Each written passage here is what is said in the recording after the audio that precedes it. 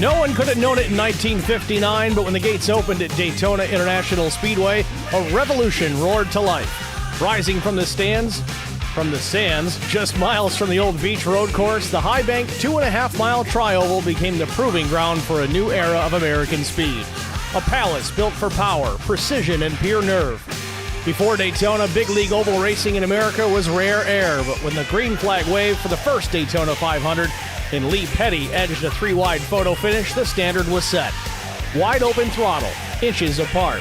History in the making. From that moment on, Daytona didn't just host NASCAR, it defined it. Through the decades, legends have been forged on these 31 degrees of banking, none more emotional than Dale Earnhardt finally conquering the 500 in 1998, a victory that echoed far beyond the catch fence. From Hall of Famers to rising stars chasing their first breakthrough, every driver knows a win at Daytona changes everything. Today, the Speedway stands transformed, reimagined grandstands, expanded fan zones, a world-class motorsports stadium built for the modern era. But the mission hasn't changed. Survive the pack, time the run, make history at the world's center of racing. Tonight, the draft will tighten, the intensity will rise, and another chapter will be written on the high banks of Daytona. It's the PSRA Shootout and Duels, next on Track Limits Network.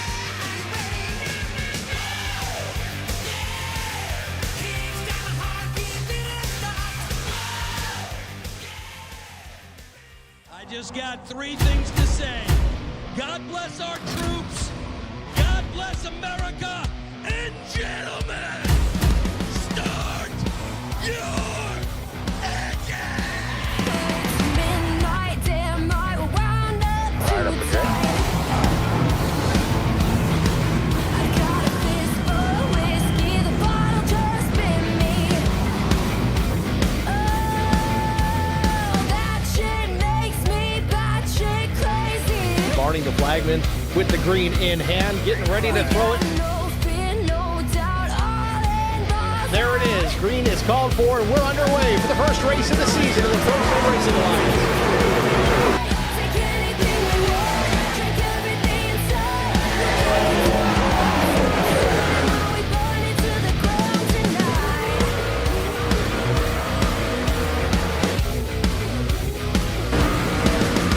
Take it like a time bomb, drinking Big time till the trouble. night's gone. The caution is out. We've got trouble again. Last call, my ass. And there's trouble behind on the last lap. 3 wide for the race lead. Won't stop. These drivers are giving everything they have to win this final race. And there he goes to the inside in turn 1. Take anything we want, drink everything inside. We're going till the world stops turning while we burn it to the ground tonight.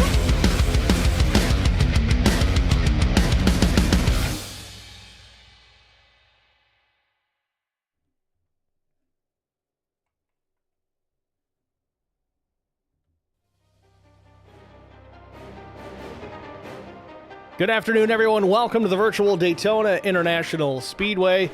I'm Steve Singer, joined in the broadcast booth by Chris Gones. Getting set to get the PSRA truck season underway, but first we're going to get into our shootout, and they're rocking the 1987 style Cup cars. This should be a good one. Chris, a little bit of an off season, but thanks for jumping back up here in the booth with us. Yeah, absolutely. It's a pleasure to be back. I'm looking forward to the new season. Practice just about wrapped up here at the Speedway. We'll take a look here at the top times. Chris Klein quickest.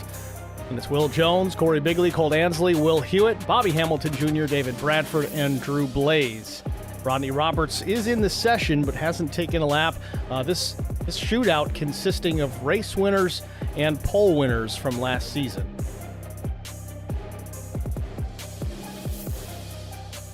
Race detail-wise, 10-lap shootout tonight, again, for past winners and pole awards. There's no tires available, so don't wreck them. No fast repairs either. Same story, and caution laps will not count. So we're going to see 10 laps, again, a shootout style, going back old school here for Season 4. Going to be a fun one.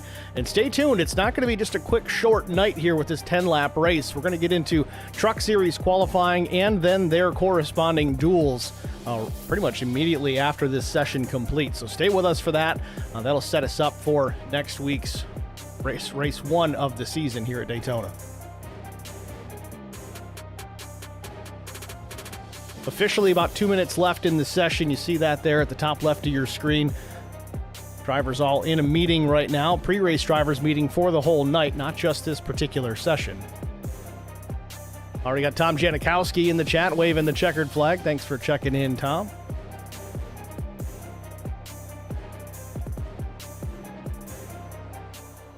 Some cars hitting the speedway.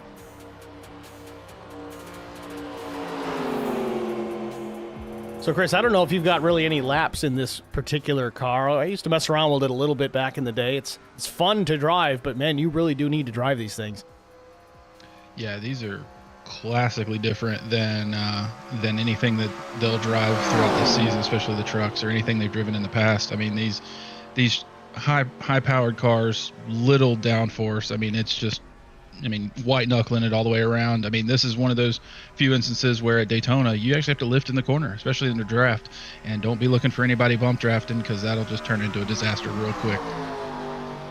Colt Ansley in the chat.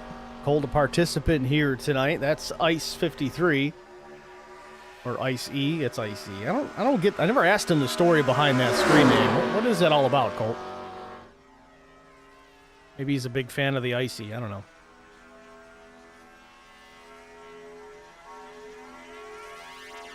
So we watch these two. They're running well over 200 miles an hour down the straightaways. Even mid-corner, they're 204. Hauling the mail here at Daytona. So one thing you want to keep an eye on, too, is if these cars get spun around backwards, the damage model and the physics model will allow these cars to blow over, if you will. Get air packed underneath the rear of the cars. It spins sideways. It'll take flight.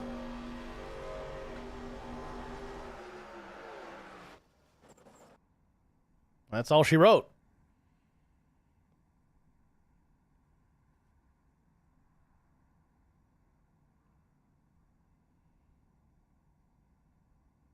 So we're now into our qualifying session. Looks like Will Jones may roll off a pit lane first.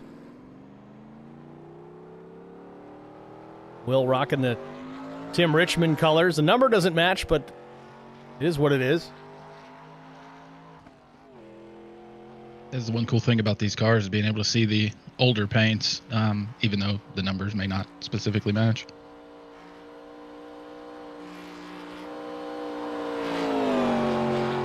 Gotta be a little tricky getting out of pit lane here with these cars, too. Again, they don't make a whole lot of downforce.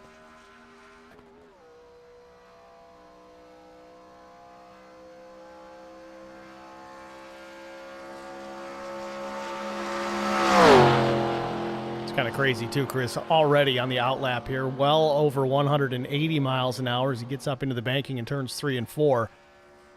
Carrying a lot of speed, even in single-car runs. It's just going to amplify significantly in the pack.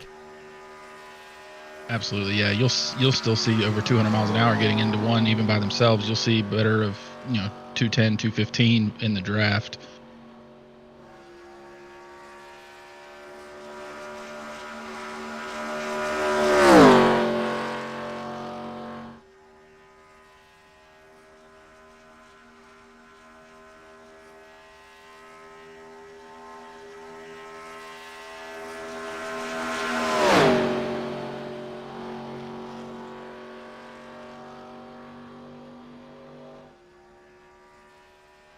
Just shy of 200 miles an hour on corner exit for Will Jones. Now crests that 200-mile-an-hour barrier into the tri-oval, crosses start-finish, locks the lap in. Where does he land? 44.763 the fast time, but it doesn't last long as Will Hewitt goes P1 with a 540. Colt Ansley to the top with a 286.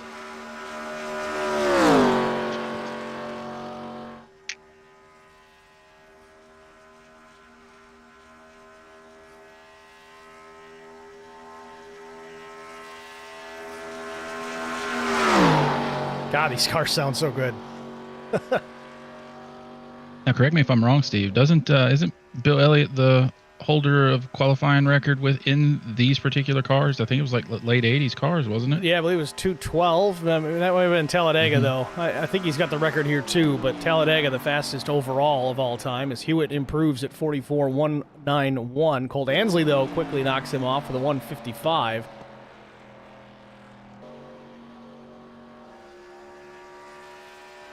Drew Blaze now on the Speedway in his Duel.com Monte Carlo. Looks an awful lot like in a High Rock paint scheme.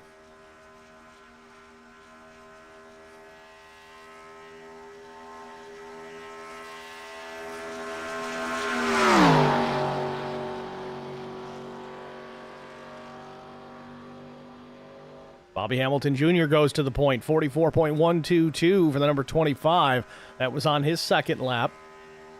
Lap 2 tends to be the quicker lap, it seems, with these cars. Got to get them wound up, even though they're not restricted, as David Bradford now goes to the pole. 44.11. Drew Blaze, second quick with a 116.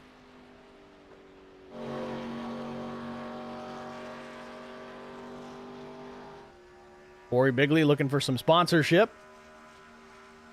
Ford Thunderbird entry. Mike Fahey in the chat says, great to be back to Sunday night racing. Bigley goes sixth quick, 44.162.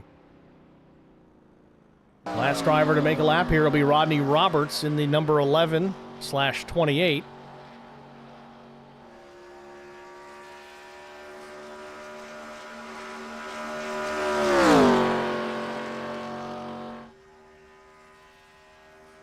So David Bradford, provisional pole for now, 44.110. Time to beat for Rodney Roberts. He ran a 45.035, slowest of the bunch so far. Again, lap 2 underway right now, and we're closing in on the close of the session. Roberts should cross the stripe right in time here.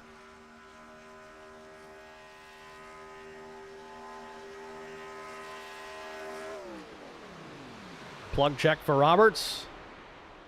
Picks it up a little bit, 44.374, ninth quick. It'll move Klein to the back of the pack.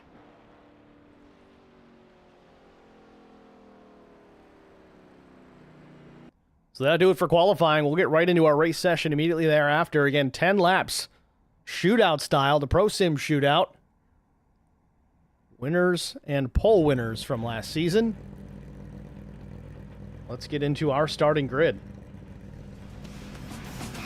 On the pole position with a lap time of 44.110 seconds, it's the number 13 Bradford Aeroworks driver of David Bradford, continuing his winning ways after locking up the ARCA championship last season. Outside pole missed it by 5/1000ths of a second from Lone Star Racing. It's the number 9 of Drew Blaze. Row 2, it'll be Bobby Hamilton Jr. in his H&H Unlimited number 25. Josh Ingram will start to his outside. Row 3 is Colt Ansley from Outcast Motorsports and Corey Bigley. Row 4, it'll be Will Hewitt and Will Jones. Row number 5, Rodney Roberts and Chris Klein. Your starting grid here for the ProSim shootout.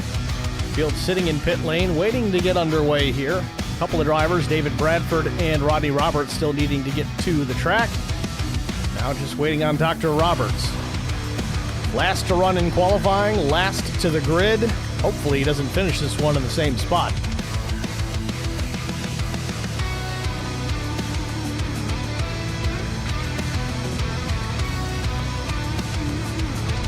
Again, race details, 10 laps the distance. Past winners and pole awards, no tires available, no fast repairs available, and caution laps will not count. What do you think, Chris? Are we going to see some craziness, some action, some crashes? These cars are hard to handle. We saw a lot of it in practice. Hopefully it doesn't carry over to the race. Yeah, I think you will see a little bit of chaos. I think they'll settle it down. I think you'll see some chaos early. These things are just a handful. If you're not used to driving these things, you really are in for a rude awakening if you don't have much practice with them. Because it can definitely be a little sketchy through these corners. So hopefully we can get everybody, keep it clean, have a good, fun 10 laps here, keep everybody on track. Hopefully we don't, crash too many cars and get too many out of the race where dwindles the field down. It's a ProSim Shootout at Daytona International. About to get things underway here. Field rolling off turn number 2. One pace lap only before we get things underway here next time across start finish.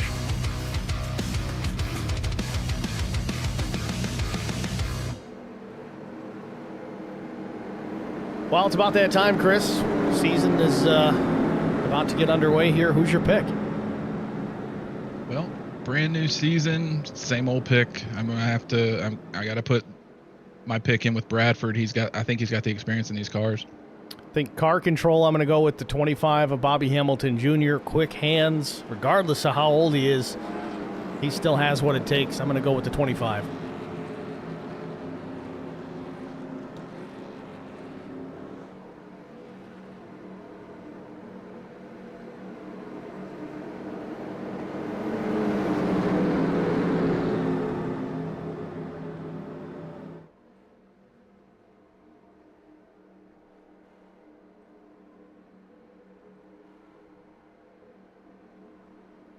Pace car makes the left turn to head down into pit lane. Barney with the green in hand, ready to get this thing underway. There it is. Green flag is in the air, and we are underway from Daytona.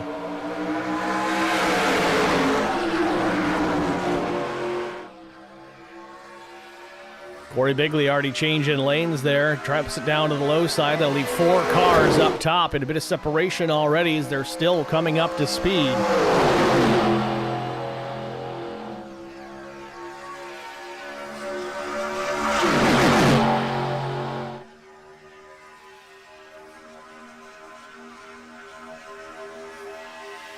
Bobby Jr. steps out of line here on the 13 to David Bradford, going to the point in turns 3 and 4.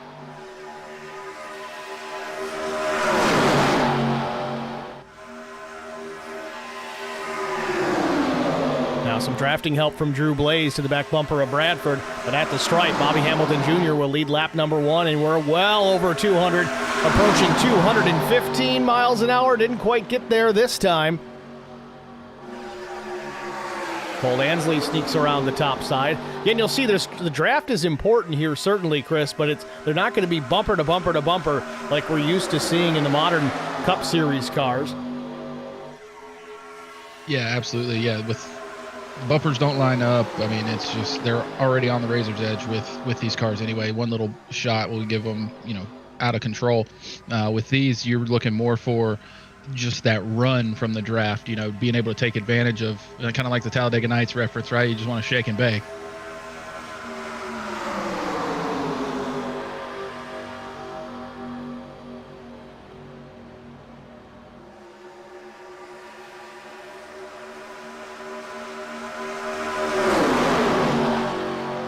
Still a side-by-side battle for the race lead. Bobby Jr. and Cole Ansley. Ansley at the top in the Monte Carlo with the Home Depot colors.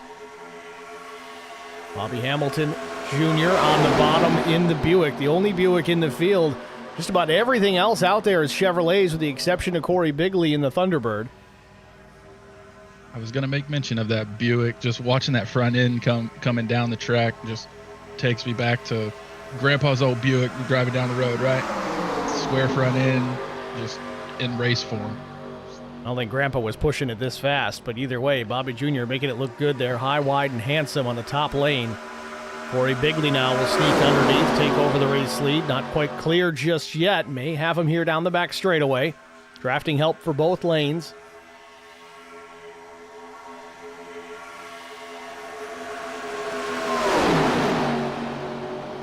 One car in the wall, the 51. Chris Klein is able to pull it down off the barrier and keeps it going straight down the road. And now Drew Blaze is in the fence.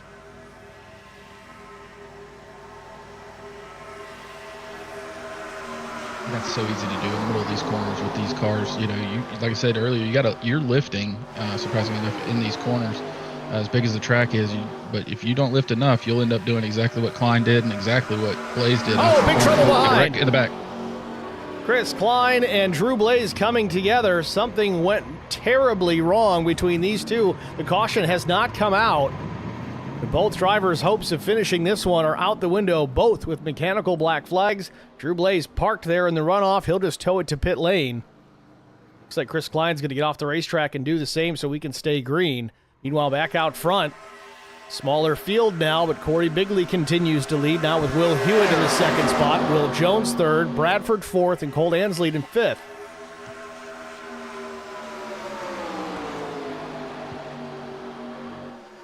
Go back quickly and take a look. This is similar to what happened the previous couple of corners for Klein. He got crossed up by himself and then up the racetrack into the path of Drew Blaze, and the rest is history.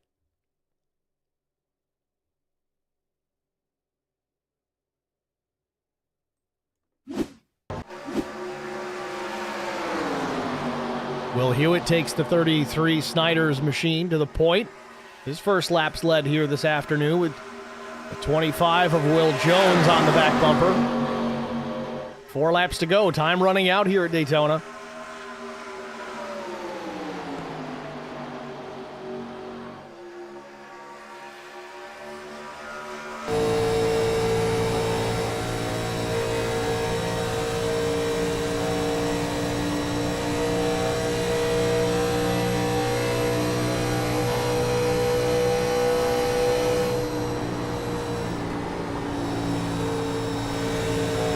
Will's doing a good job holding off the traffic right now, but I think these guys behind him are setting something up. Trying to prepare for that slingshot that we may see here on the last lap or two.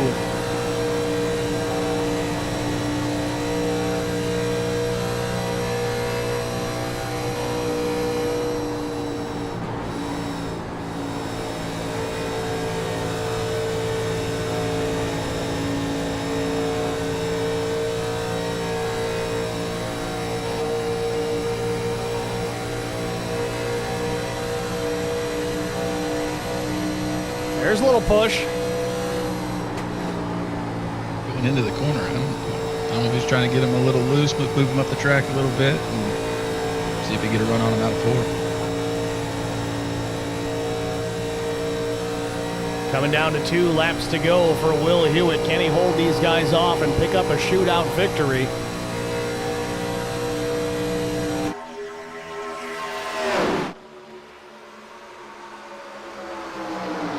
Bobby Hamilton Jr. has fallen back a bit here to P7. Cole Ansley all by himself in the top. He will settle in behind Bobby, or maybe not. Some contact between the 86 and 25. It roots Bobby down the racetrack. Now they're 3 wide with the 56 of Ingram up the middle. All that going on behind the leaders here. Will Hewitt still in command. Side-by-side battle behind him with David Bradford and Will Jones. Teammates typically, but here it's the shootout. It's every man for themselves. Coming down to the white flag. Final lap from Daytona.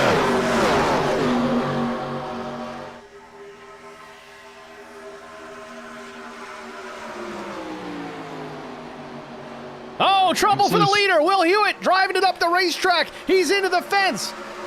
Drove it in too deep, lost the race car. Now Will Jones takes over the top spot. Rodney Roberts hounding him in the number 11 Budweiser machine. Down the back straightaway for the final time. It's Jones, Roberts, Bradford, Bobby Hamilton Jr., and Corey Bigley.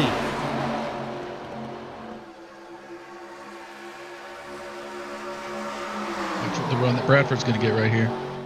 Field off turn number 4. Bigley in the fence, coming down to the line. It's going to be Will Jones taking the shootout win. Rodney Roberts will come home second. David Bradford picks up P3, but the only one that matters is the 25 of Will Jones, taking the Tim Richmond colors back to victory lane.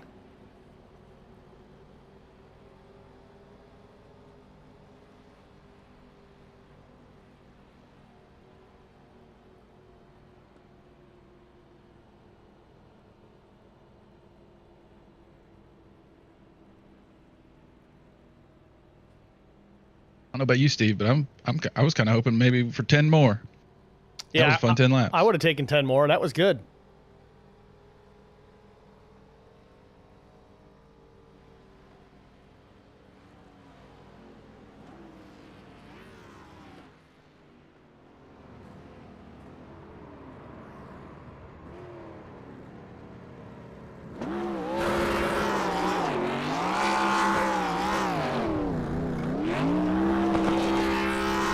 Something you didn't see very often back in the 80s was someone lighting up their race car with some donuts post-race, but it looks good to me. Yeah,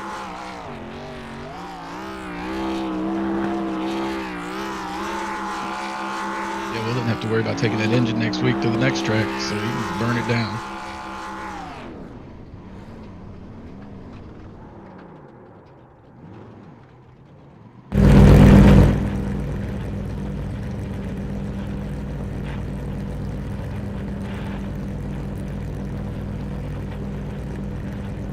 That'll do it there for Will Jones. We'll see if we can get a word with him in a minute. We are going to step aside, though, as we're going to get into our next session here momentarily. Stay with us. We'll be back after this.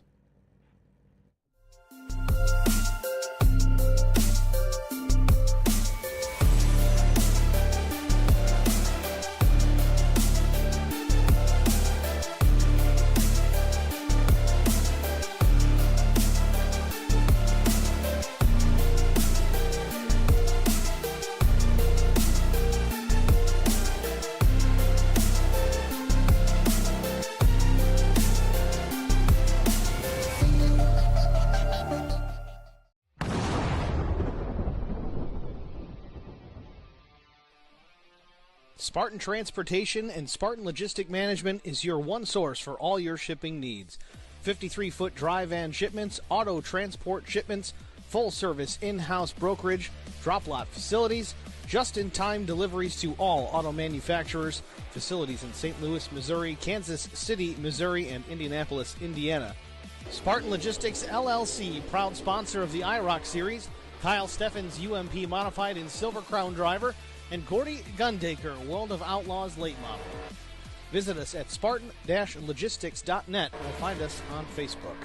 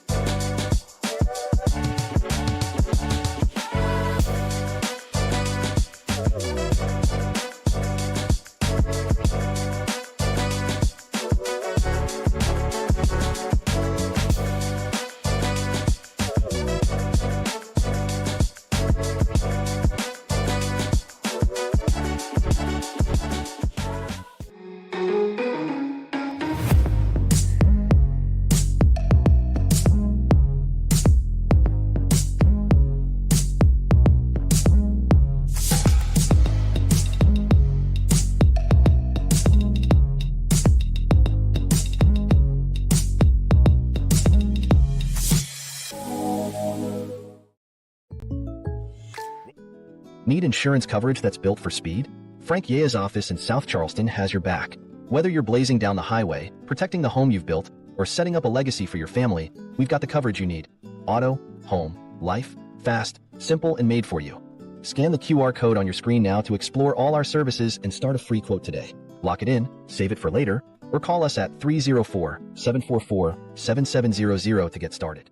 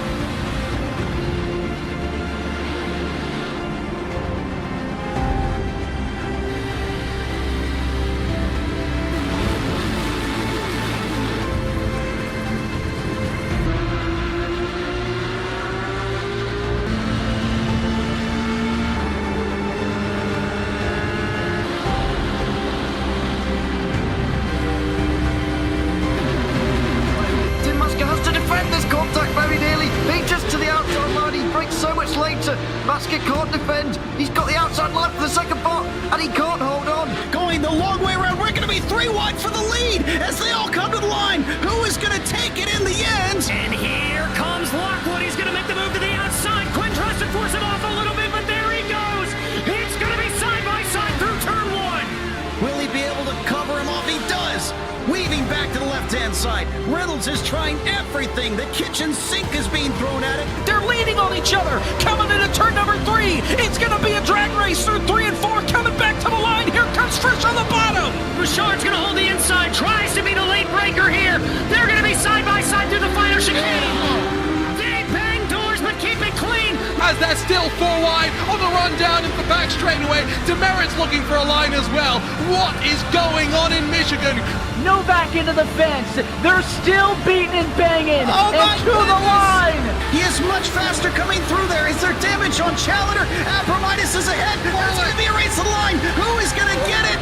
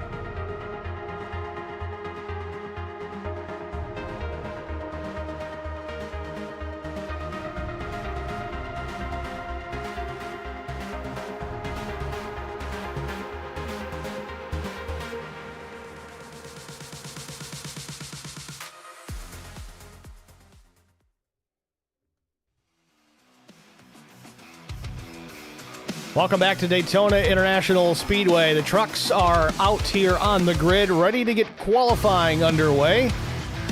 Practice session in the mix right now. So, Chris, what changes with all this as far as, obviously, you're jumping out of that 1987 Cup car now into this modern truck? What kind of adjustments do you expect these guys going to have to make? Not necessarily on the trucks themselves, but mentally as far as how they prepare for, just qualifying and then getting into our dual races. Well, jumping in from the 87s, you're just going to feel like you're just going so slow compared to in these trucks. You got to get out of the mindset of, having to lift, feather the throttle in the corner a little bit. You know that you're going to have to run flat out the whole way. I think the guys that maybe didn't run this shootout may have an advantage when it comes to that, but these guys are so skilled that they'll be able to make that adjustment pretty quick. But the thing's going to stick. It's going to stick to the bottom if you put it there. I mean, you don't have to worry about doing like Chris Klein did in the shootout, where you just kind of get loose getting in the corner and stuff like that. It's just put your foot to the floor and stick it to the bottom and hope that you can get a couple thousandths faster than the next guy. A couple of these guys are going to feel like the truck is pushing, even though it's not, comparatively to that 87 car where it's hung out the whole time. Yeah, exactly. It's you're definitely more planted with the front end, and it's just gonna want to go. So this practice session was only listed as a 5-minute. I think it's just a time filler. Frank Griffith's going to roll on out here anyway, but the session's going to come to a close. And we're going to get into single truck qualifying runs here. It's something that this league has done over the years. I believe that's the case here tonight. They run it like a traditional qualifying session. They send one guy out at a time. In fact, I could probably look at that. Doesn't actually tell me if that is indeed the case, but I believe it is. We'll find out here in just a second. Yeah, open qualifying. So they're going to do it single car runs. The live admin will call out the drivers as to who can come out at what time and so on and so forth. And I do have the qualifying order pulled up, Steve, if you need it. Just a little side note there.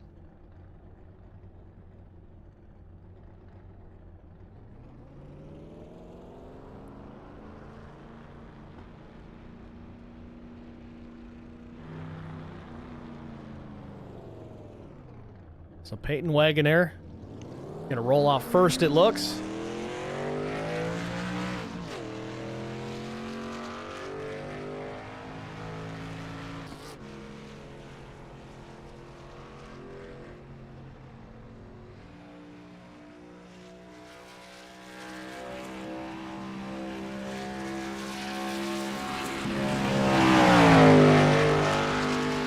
First 5 drivers are going to be Peyton Wagoner, Braden Bradford, Brian Rose, Aaron Longworth, Cameron Hageman.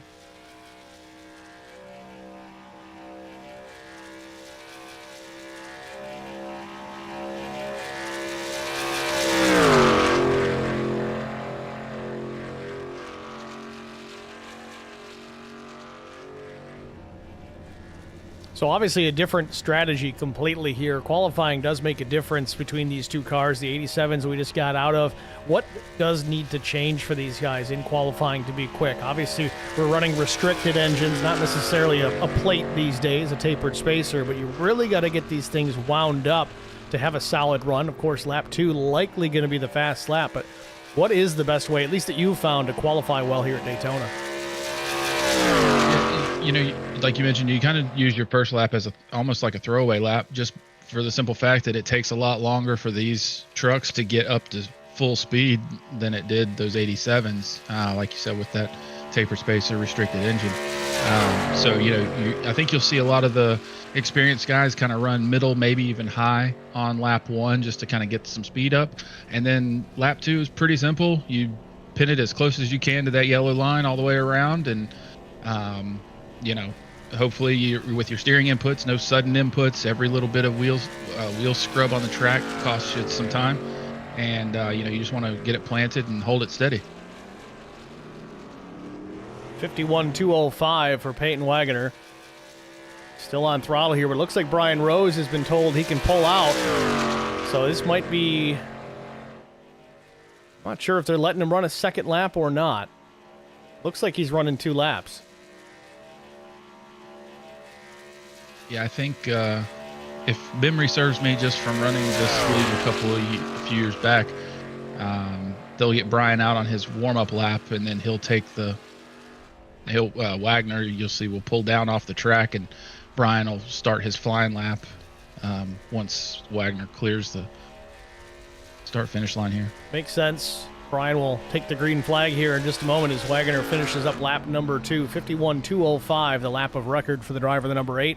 It's Brian Rose is off turn number 4 in his Track Bar Media Ford F-150.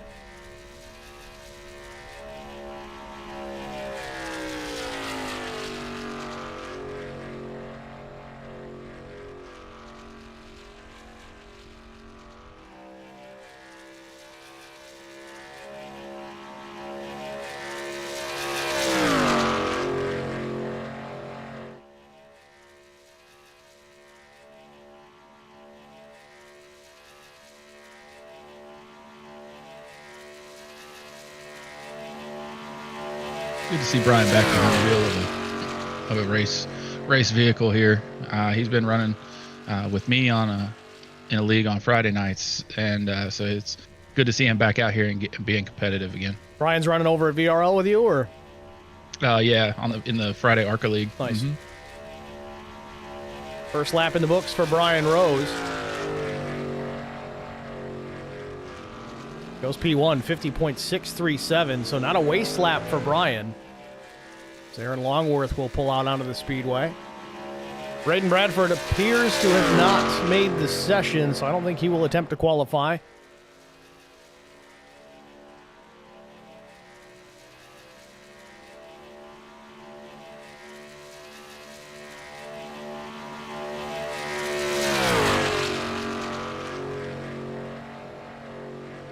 Brian trying to improve here on lap 2. He had a decent lap on his first trip around. We'll see if it's faster this time.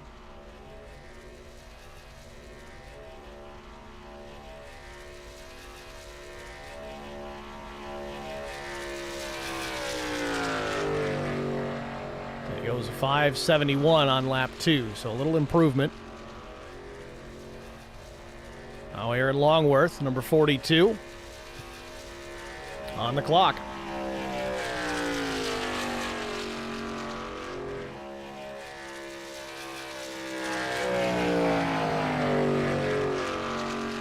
So Aaron's way up top of the racetrack here, trying to make this lap long, trying to build up as much momentum as possible. But what I've found personally in years past, if you're too close to the wall, you actually get into a little bit of an aerodynamic bubble between the right side of the car and the wall, and it does create a little bit of additional drag. So you want to be just a touch off the wall, maybe straddle those white lines at the top. Yeah, I've kind of found the same. Oh, and he scrapes the wall.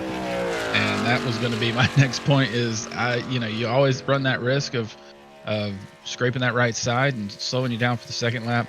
One thing with these, it's going to be such a tight pack that if you do too much, you build up too much pressure in the tires, and when pressure increases that ride height just a little bit, and can actually cause you to go slower with the truck sitting just that much higher off the track.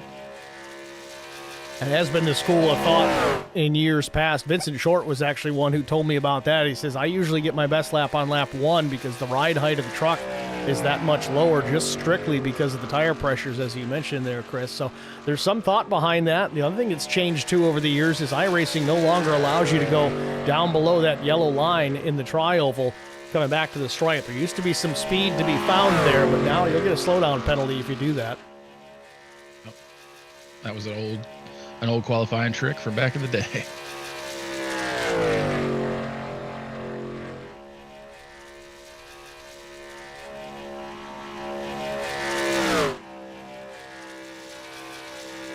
So 51.624, the time for Longworth.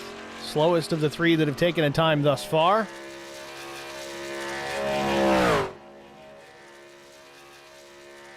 One other question for you here, Steve. As far as in the sim itself, do we know if it's static weather, if it's realistic weather, if that's going to fluctuate at all during qualifying? Realistic weather. All right. Well, so you could see somebody catch a cloud and lower that track temp, 1 degree, and it does make a difference. Taking a look at the forecast here, trying to see. It looks pretty consistent. We are about 31% cloud cover at the beginning, and it's anticipated to be just a tiny bit less than that later on in the session by about 1%. So not a whole lot of fluctuation there. These guys really shouldn't have a significant advantage or disadvantage at any point based on the weather.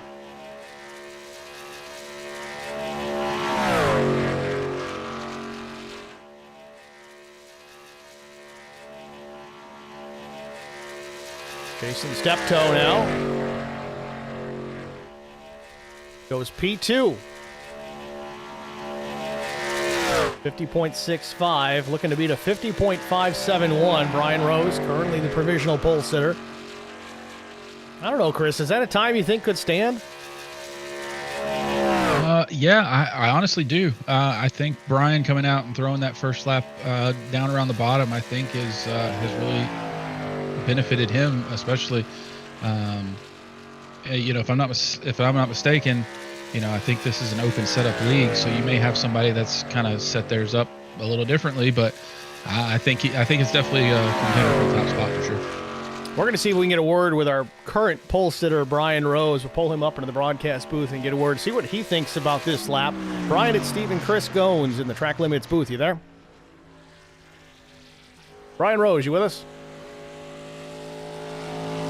Brian might be on a break, so we'll see if we can try him later on. Steptoe finishes up things 50.642 as Rodney Roberts now hits the Speedway.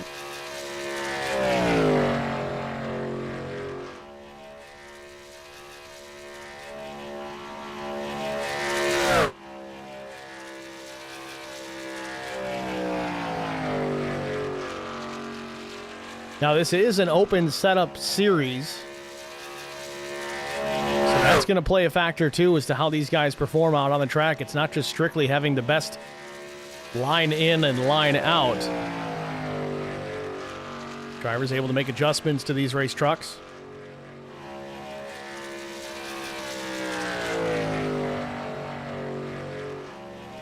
And you see Roberts is another one that's running right up there against the wall, so curious to see what kind of benefit that has for him on lap 2.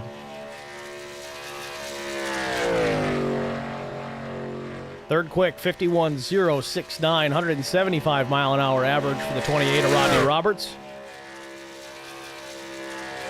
Only 2 drivers below that 51 second mark so far. It's Brian Rose and Jason Steptoe.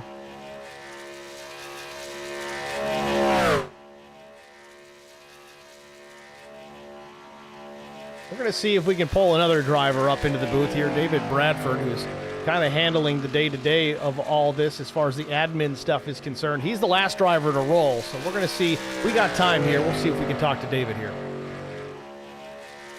David, it's Steve and Chris in the booth. You got us?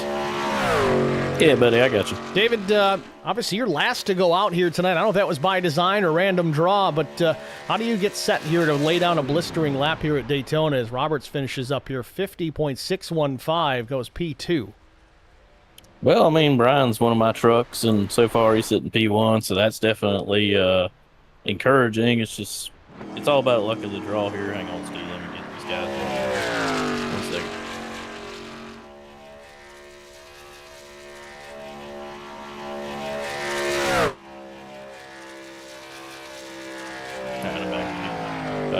I don't know, man. It's all luck of the draw here. You know that headwind down the backstretch here can be a real killer, and just depending on when you get it. Well, we certainly wish you the best of luck here in your qualifying efforts. We'll let you get back to the admin duties because that's got your hands full, I'm sure. Yeah, buddy. I appreciate it. It's David Bradford. One of the guys that helps make this league get done. Him, Bobby Hamilton Jr., and I believe Will Jones as well. Certainly a lot of others in the background helping out.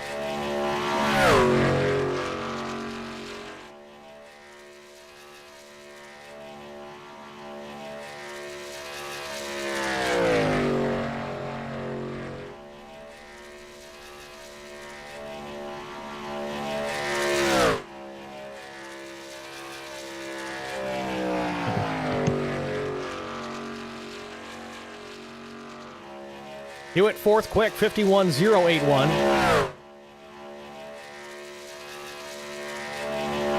And we're going to try and get Will Jones up here in the booth. We didn't get his interview after the shootout, but we have some time. I just want to double check when he's supposed to roll so we don't get him out there too.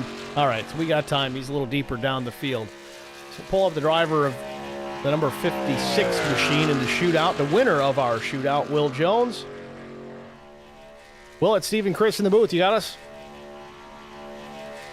Yeah, I got you. Will, wanted to chat with you, talk about the shootout there. A thrilling finish there. Seeing Will Hewitt kind of lose the race car on the final lap. You guys take full advantage and you hold off the 11 for the win. Walk us through the closing laps of that one. Yeah, it was a fun race, man.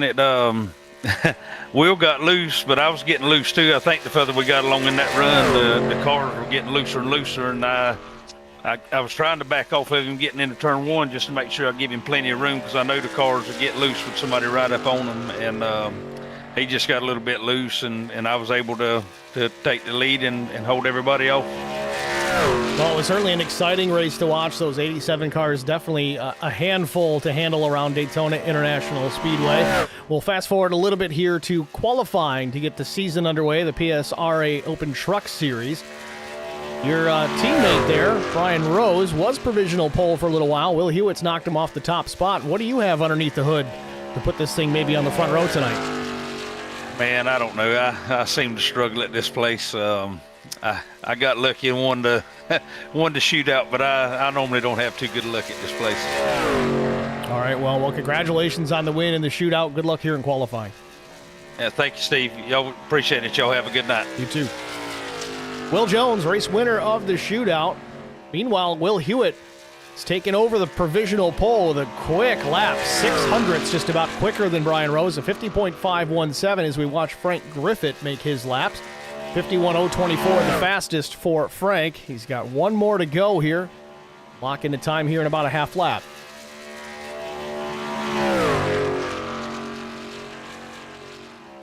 Got Corey Alexander in the chat, says open sets are fun. These guys have been doing it for a couple of seasons now, and it's really put on some good racing.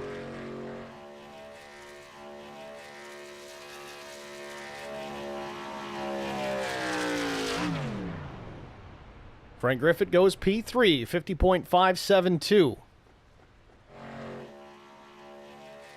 Alan DeFries with some new colors on his number 71 this year. Beautiful paint scheme. I was getting ready to say the same thing. That's a good looking truck.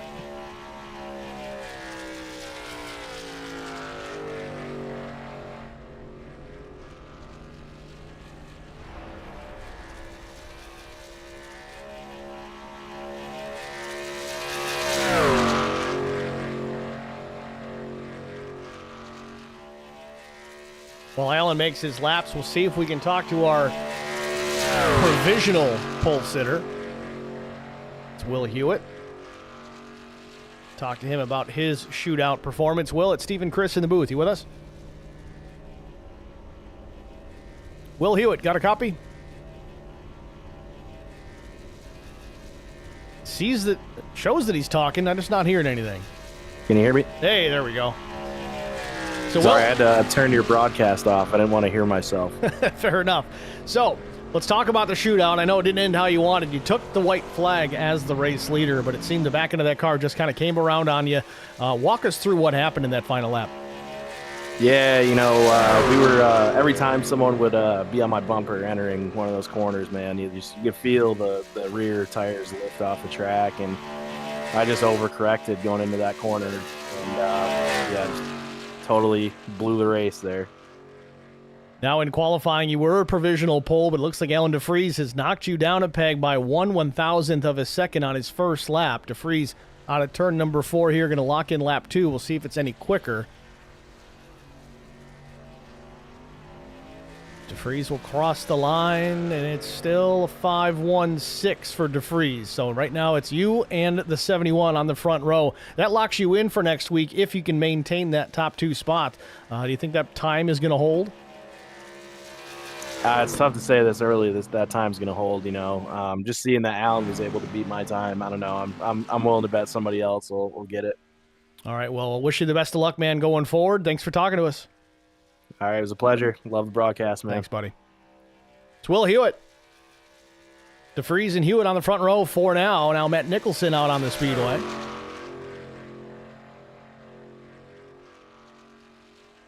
Mike Fahey in the chat says, love seeing the new schemes to start the season. I wonder how many of those Mike painted.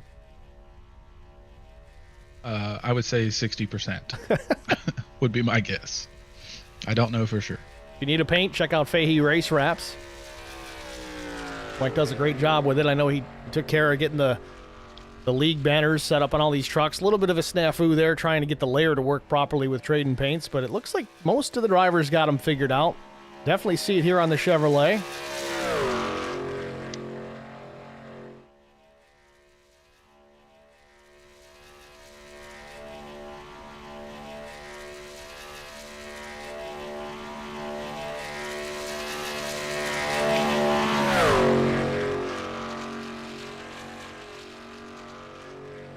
So Nicholson kind of doing what we talked about earlier, kind of straddling those white lines at the top of the racetrack. Just keep it far enough off the wall you don't build up any kind of drag, but still able to have a little bit longer lap to build up some momentum as he comes back to the stripe. Lap 1 in the books.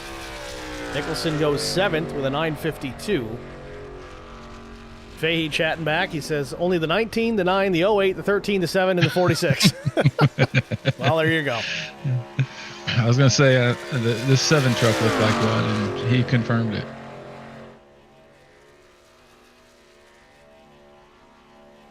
The only one I knew he didn't do for a fact was the 89 of Brian Rose. Yeah, Brian's been working that track bar media machine for quite some time. I painted that one this afternoon. Nice. So that's the only reason I knew he didn't do it. So time to beat 50.516. That's a 71 of Alan DeFries.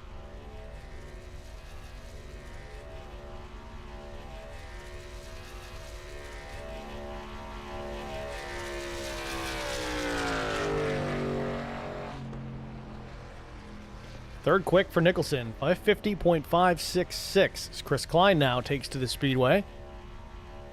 Klein rocking the Ram this season.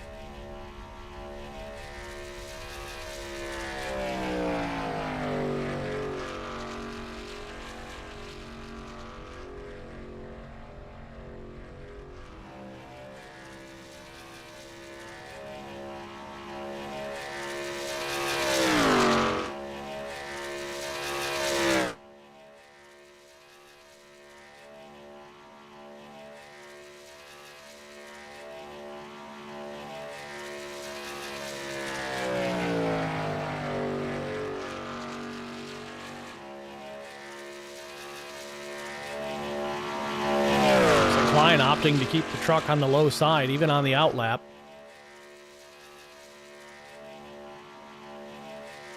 Actually, this is his first lap. Oh, but he crosses down below the apron. I don't think they can do that. Gets a 50.566. Sits fourth. Maybe he got away with this one. It still registered the lap. And he only does one and done.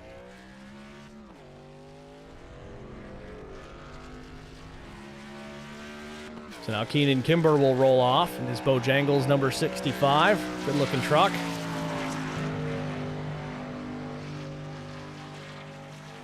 Mike Fahey responding to you, Chris, that should have made him with a Barbie paint.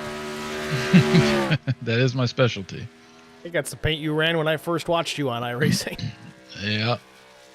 I ran that paint for probably 2 years.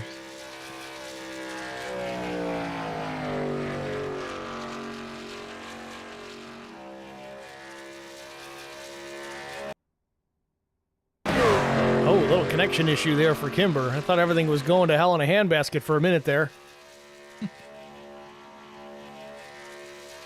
Kimber in the Ram truck as well this season. Again, a new addition by iRacing.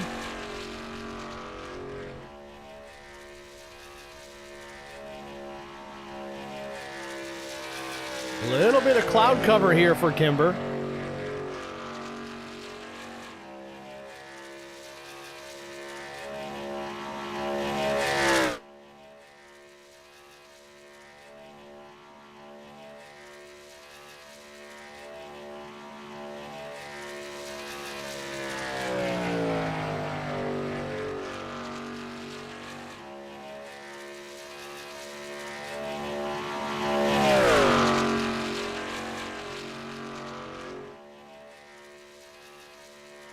Ace K says killer biscuits there. Yeah, I haven't been to a Bojangles in a while. I think we might have, yeah, we got down to one at Charlotte last year on the way down for that trip, but that was about it. Prior to that, it was probably 10 years ago, headed down to Darlington. We made a stop on the way.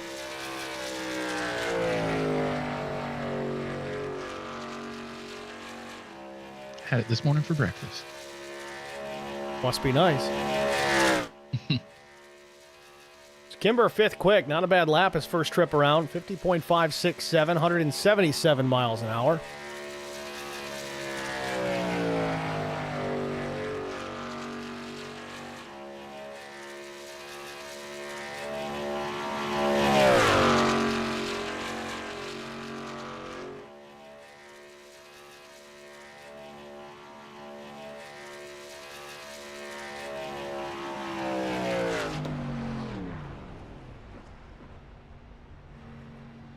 Lap 2 not quicker for Kimber.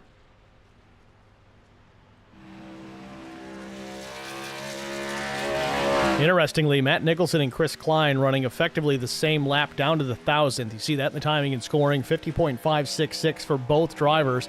And then consequently, the 5th place machine at Keenan Kimber runs a thousandth of a second slower with a 567. So very close times in that group.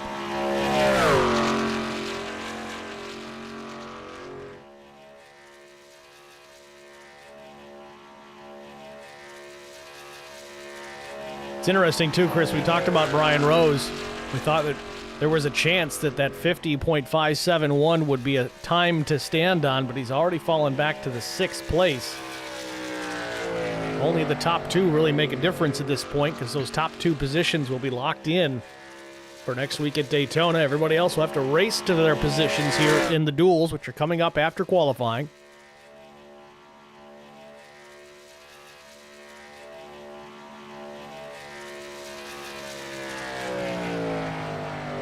Yeah, it's a big jump to see. You know, I know it doesn't sound like much, but 0.05 of a second here is a big jump. That was 2 really good laps by those guys. Ingram out of turn 4 here. We'll see what kind of time he can lay down as he's about to lock lap 1 in. Ingram goes 10th on his first lap. Expect an improvement here. Again, a majority of the drivers in that 50 seconds territory, the top 9 at least. Into the chat says, crazy how it comes down to 1,000th of a second. Yeah, it's especially on these super speedways, but I still think it's neat to see it because, again, we talked about it being open setups. There's a lot of different things you can do to make your truck fast. Some guys know more than others. They're not super secretive. They'll help each other out with guys that are kind of novices with setting up the truck, but at the same token, there's always that secret or two that they probably keep close to the vest.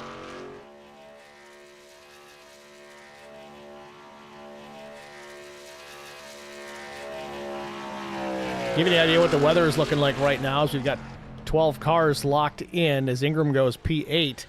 Track temperature 103 degrees Fahrenheit. Air temp 79. We'll see if that changes. And we're waiting on somebody else to roll here.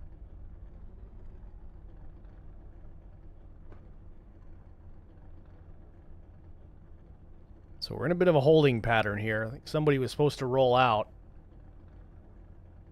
Meanwhile, Cole Ansley in the chat says the track is considerably slower than the test sessions.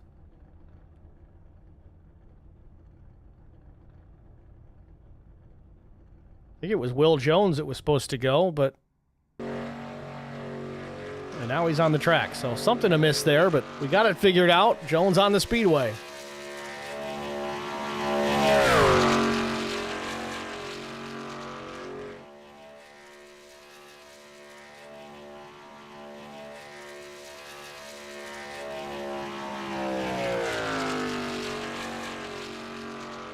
th for the 46, 50.96.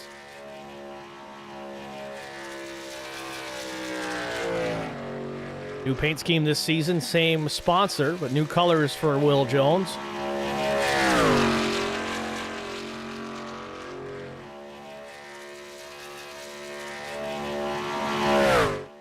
Colt helping us out in the chat says Jones is on track, but some people can't see him. Yeah, he didn't populate until he was probably a half lap into his out lap.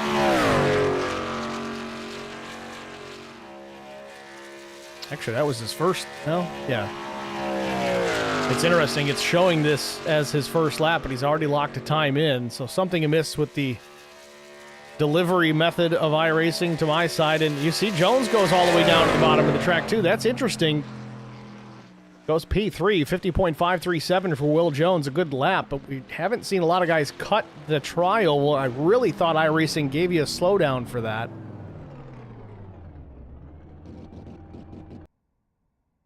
I know they updated it for the road course, so I don't know if it carries over to the oval or not. I know it's a big deal for the 24-hour race, but I'm not sure. I personally haven't tried it, so couldn't say one way or the other. Same problem happened just now for Ken Couch. It didn't show he was on the track, so I'm glad we do have a list here, thanks to David Bradford. Able to find him. As soon as we clicked it, it showed up. Cole Ansley says, dang it, Steve, I'm a driver tonight and I'm still working. Is it really work if you're not getting paid?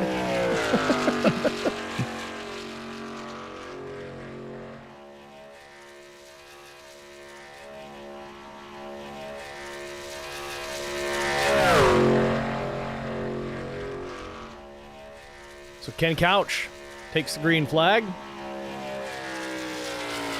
Colt letting us know here also it is legal to cut the apron, so that's definitely good clarification there. May see some other drivers do that. Typically, Chris, we talked about it earlier in the broadcast, that was kind of a way to gain a little bit of extra time.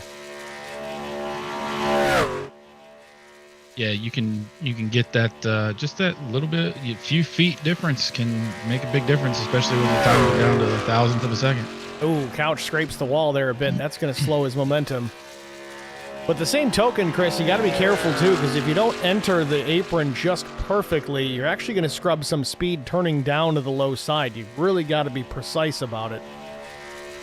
Yeah, you want to make sure to get down there before the heavy part of the banking and the tri-oval, because you'll scrape that front splitter on the ground and scrub a lot of speed, like you said. Colt says it's called something YouTube doesn't like. I'm not sure what he means. Oh, I think I have an idea.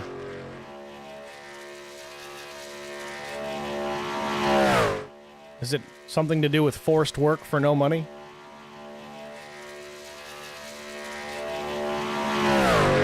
And if I remember correctly, Colt, I think you asked to come up to the booth, so I'm not making you do anything.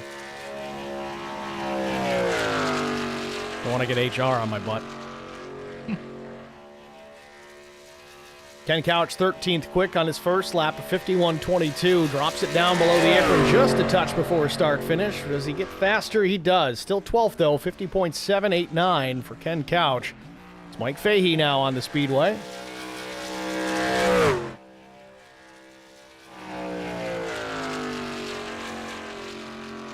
Fahey with the Echo Park Automotive colors on his number 19 F-150.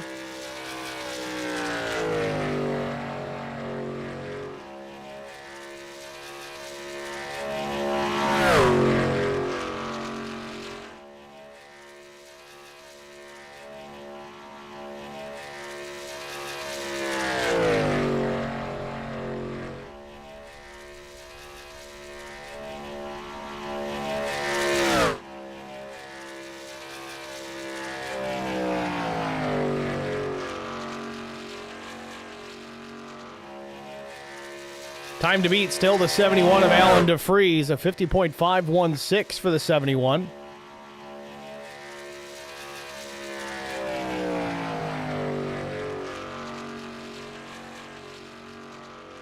Seven more trucks to go after Mike Fahey.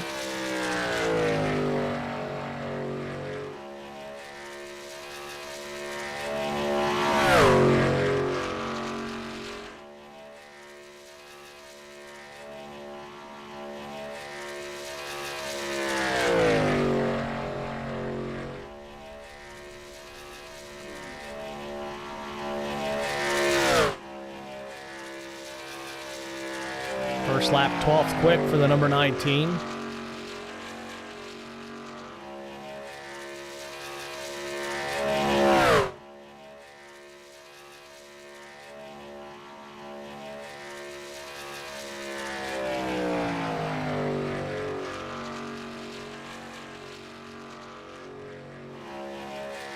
Oh, looks like it could be a decent lap here, Chris.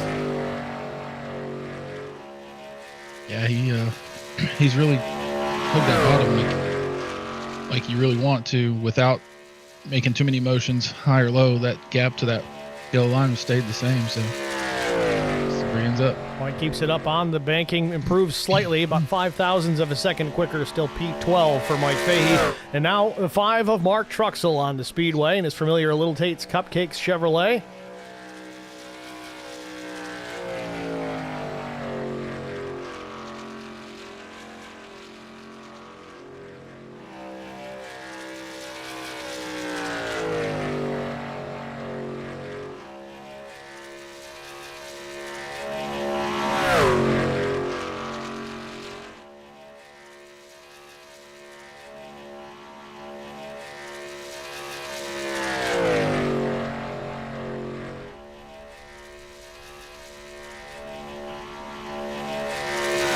Mark Truxell still sporting the Noble Racing Series colors from a couple of years ago. Used to be Superior Class Auto Racing, then it turned into No Bull for a season, and now it's back in the hands of the original owners. Now it's PSRA Truck Series.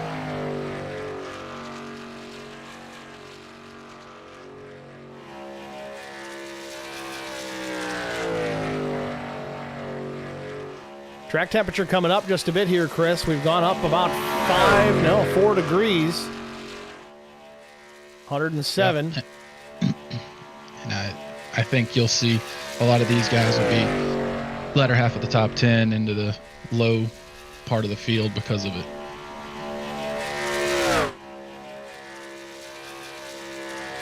Truxell 14th quick, 50.9.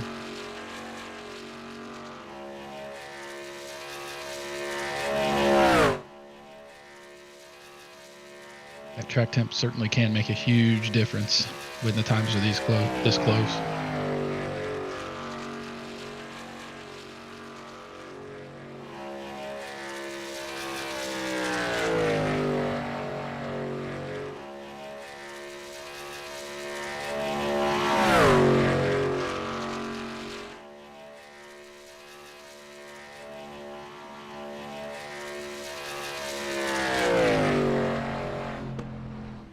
Truxell finishes up 9th quick, 50.601. Picks up the pace. Is now Colt Ansley on the Speedway.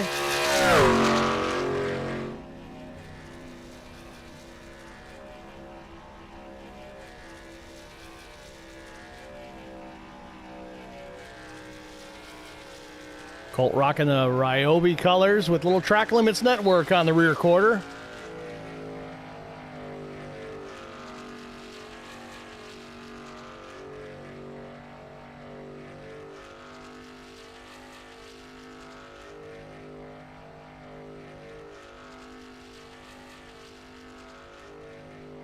Colt's got a new scheme or new sponsor on the deck lid of the truck. It's an archery company, I can tell, but I'm not sure the name of it. They're Sevenfold Archery, the sponsor on the rear deck for Colt Ansley.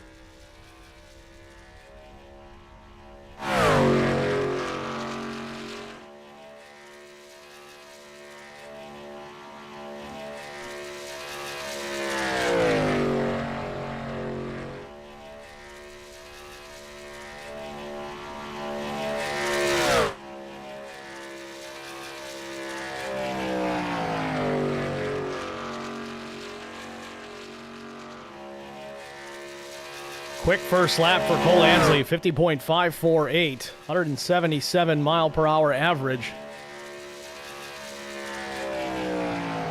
Well, Steve, ignore everything I said about that track temp. Yeah. Because Colt just blew that out of the water. Last minute tire pressure change, maybe? Maybe.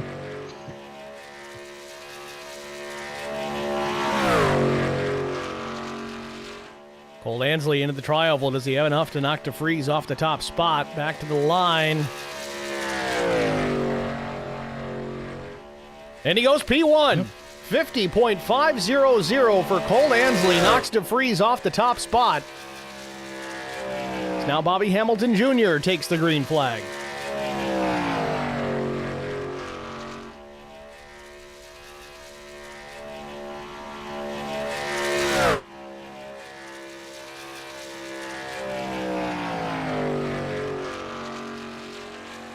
Wonder if we'll be able to see anybody break into the fours here.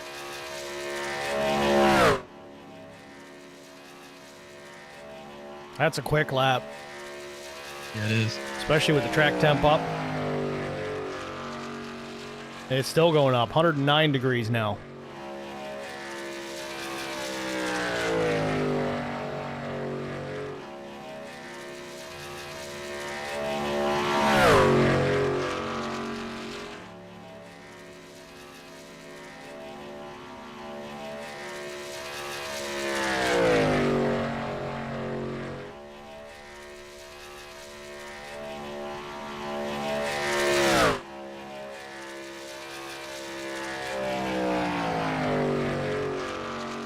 .757 for Bobby Jr. on lap number 1. I don't know. I'm still with you, Chris. I got to think that the track temp is going to make a difference to some of these drivers here late in this session. We didn't really anticipate that being the case. And it was a very, very slight decrease of cloud cover, but doesn't seem to take much, I guess. Yeah, it doesn't. Every little bit can make a huge difference. I say huge difference in terms of positions, not a huge difference in time, but when the times are this close, that's when it gets. Picks it up though, fifth quick. I'm impressed that these guys are still able to run these fast times, bringing it into the top half of the field with this track temp. That's a truck paint we hadn't seen in a while. It was the old, what was it, David Starr paint, the 75 truck from back in the day. Looking good. So Colt Ansley, your provisional pole sitter now, 50.50.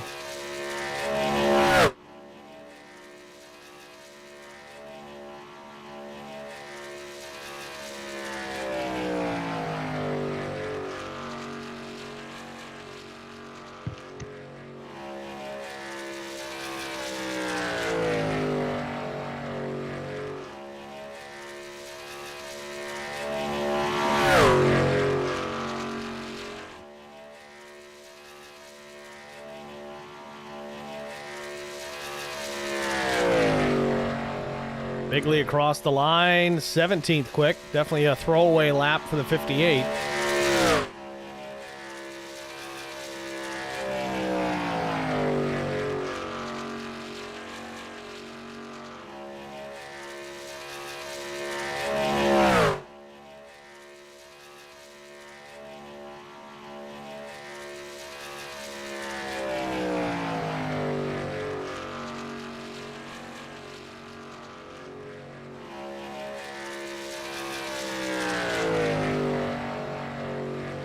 That'd be a pretty big pickup.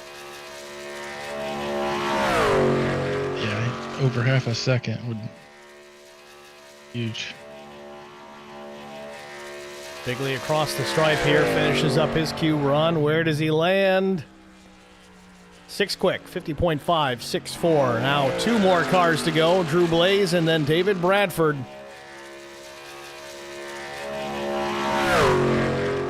At minimum, this will put Colt Ansley on the front row if Blaze can't knock him off.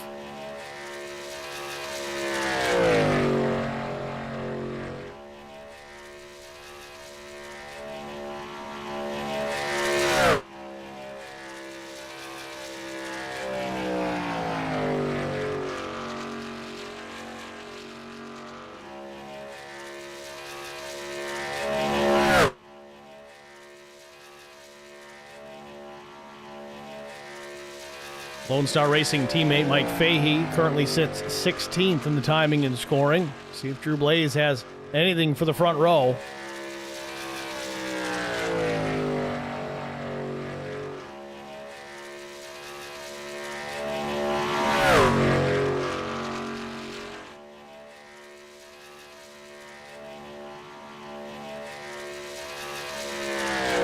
Blaze across the line, 18th quick.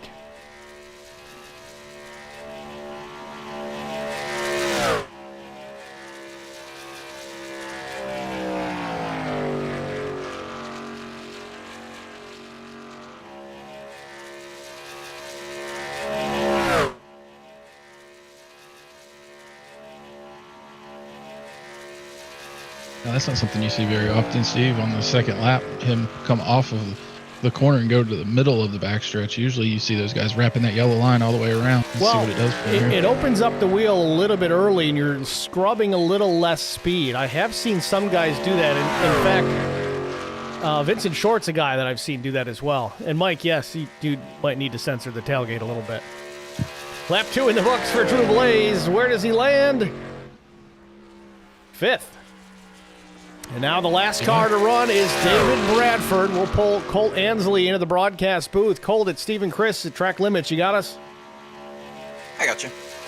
All right, one more truck to go. David Bradford, last year's champion, the last truck to qualify. Do you think he's got what it takes to knock you off P1? Oh, I'm sure he's got something. He's probably going to put some jet fuel in there on his way out. Either way, it's a front row starting position. I believe that locks you into the front row for next week. Yeah, I believe so. I was actually going to check with David before I started getting moved around. If duels didn't matter now, so I could just kind of go out and do whatever I want in the duels. So hopefully, I mean, like you said, guaranteed on the front row now. So yeah, see what he's got. David coming off of turn number 4 here. Faces down Barney the flag man. Lock lap number 1 in. We'll see what his Toyota TRD Pro has. 7th quick. He's going to pick up. He's going to be pretty close. He's going to need a little less than half a tenth.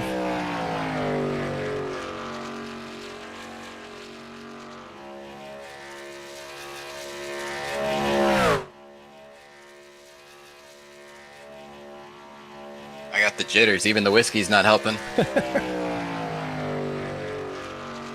I got the jitters from last night's whiskey.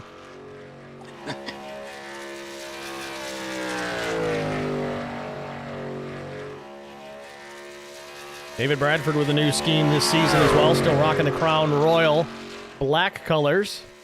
Big change up there as Bradford will come back to the line, drops it below the apron, crosses the stripe, and does he do it? No! 50.554, the fast lap. That was lap 1 for David Bradford, and that'll put Colt Ansley on the pole position. Colt, congratulations. You'll start P1 for next week at Daytona. Heck yeah, man. Whew, I can breathe. So now keep an eye out for the 86 in our dual races here. He'll start up towards the front there as well, but that certainly changes up the strategy. How do you get after this one here tonight? I mean, as long as wherever I finish doesn't matter, just gonna go like crazy. All right, Colt. Well, congratulations putting the Ram on the pole position here tonight at Daytona. Before we kick you out and get you set for the grid, who do you have to thank?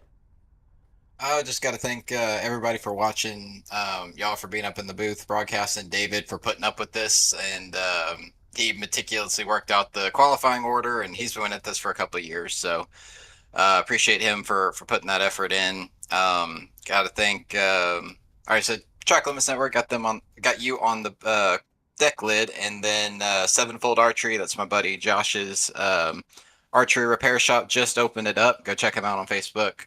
Sevenfold Archery.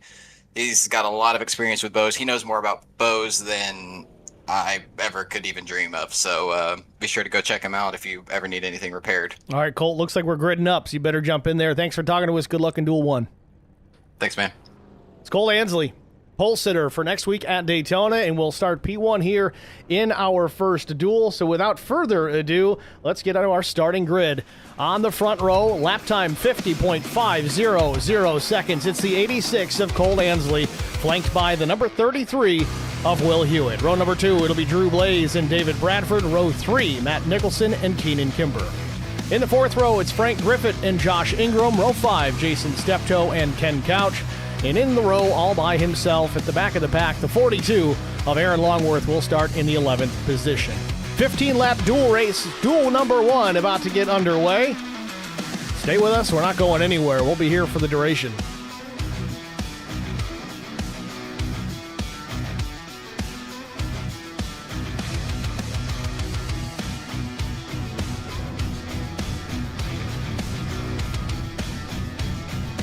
Race details for duel number 1.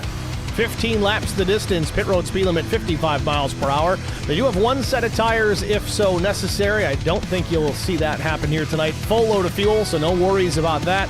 1 faster pair if they need it, and 3 attempts at a green-white checkered finish.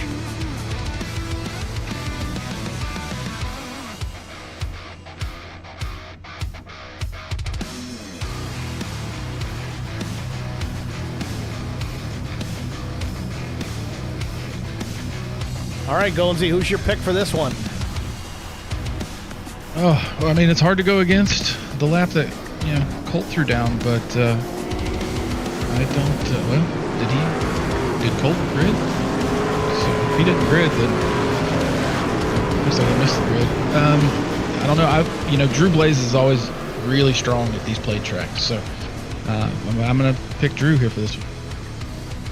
Cole Ansley and Keenan Kimber did not take to the track. I'm not sure the scenario there. Maybe Colt was supposed to be in the second duel. And he says wrong set.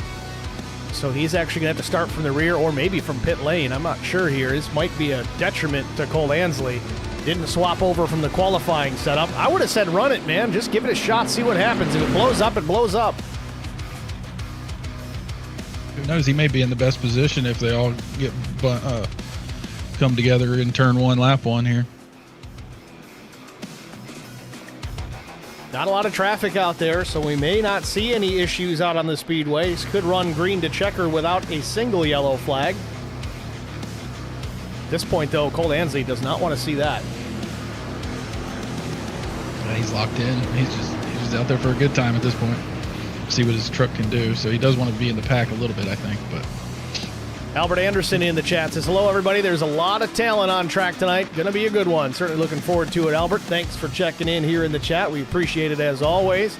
Alan DeFries says, Colt, too busy talking, forgot to change the set. Imagine that. Could have done that like 10 minutes before I even pulled him up.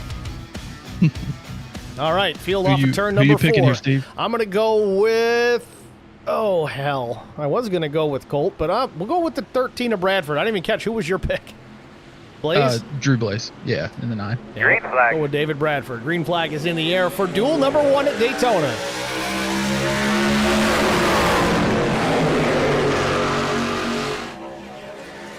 Yep, Keenan Kimber, Cole Ansley starting from pit lane.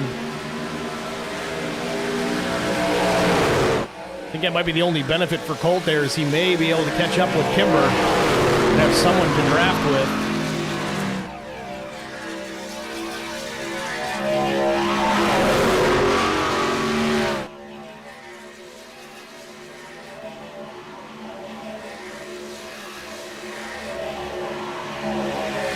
Aaron Longworth steps out of line just a bit. Big push there from the 7 to the back of Drew Blaze into turn number 3. Usual suspects to the outside. It's Will Hewitt and David Bradford up top. And these guys are dancing all over the track already.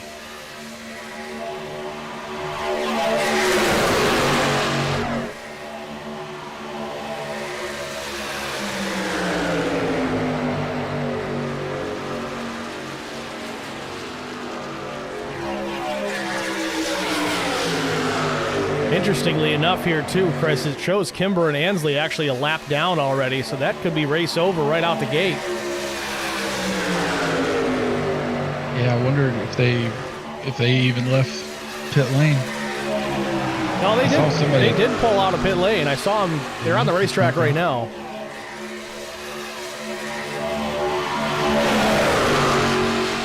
Will Hewitt back to the race lead, crosses down from the top in front of Keenan Kimber. I'm sorry, that's Josh Ingram.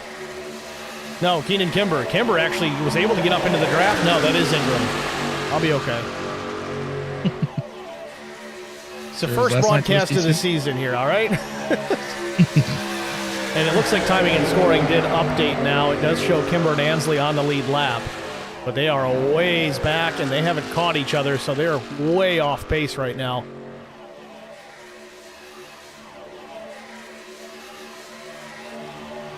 David Bradford now drafts up to the front of the field. The 08 of Ken Couch steps to the low side of the racetrack. Jason Steptoe all over the back bumper of David Bradford. Frank Griffin in tow, as well as the 42 of Longworth. Field packed up off turn 4. Back to the trial. Will be 12 laps to go, and Ken Couch takes the top spot.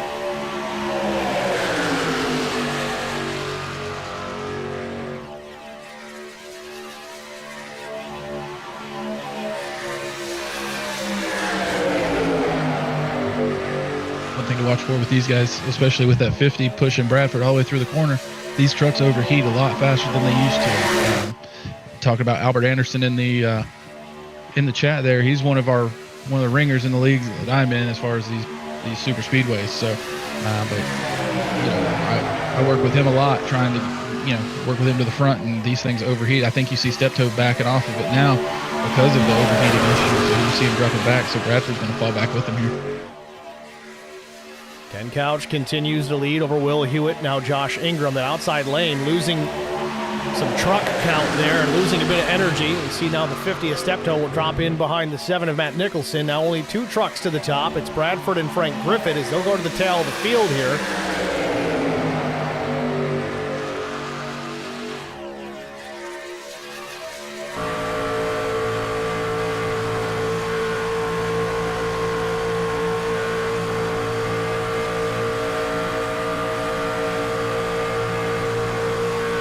On board with Ken Couch, looking back at the pack.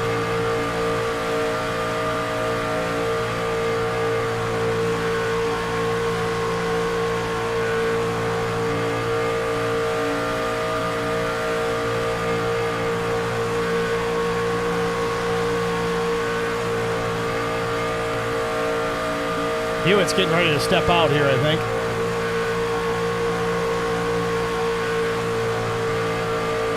Or maybe not.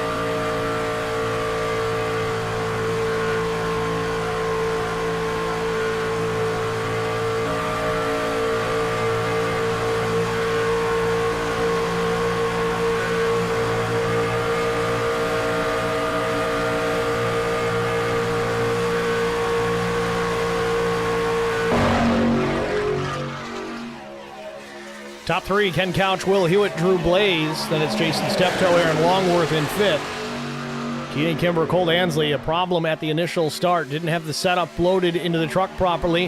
Had to start from pit lane. They've lost the draft considerably. They're about 12, almost 11 and a half seconds back from this lead group. Caution's really the only thing that's going to save them at this point.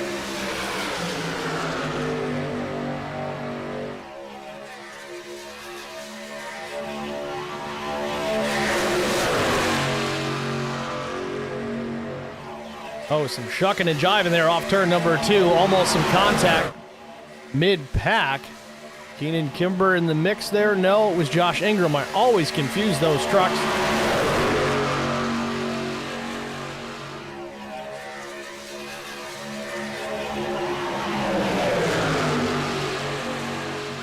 Outside lane coming back together here. 4 on the high side, 5 on the bottom. Hewitt leads the lap by just an inch or so.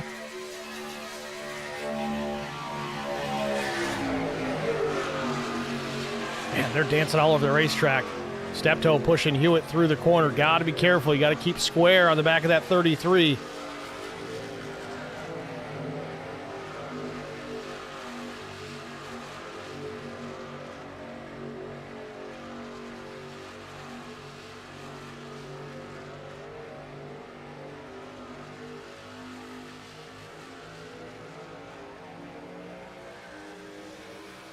Got teammates in that bottom lane in the first 2 cars there with Ken Couch and Drew Blaze, so they know how to work together. So don't be surprised to see them make moves to maybe try to hold off everybody else together. Pretty big advantage to have a teammate in these duels, as it does split the field up in half. Lucky enough to get a teammate out there. It's working out for Couch and Blaze for the time being, as now they get past Hewitt, the outside lane, unable to make anything happen there.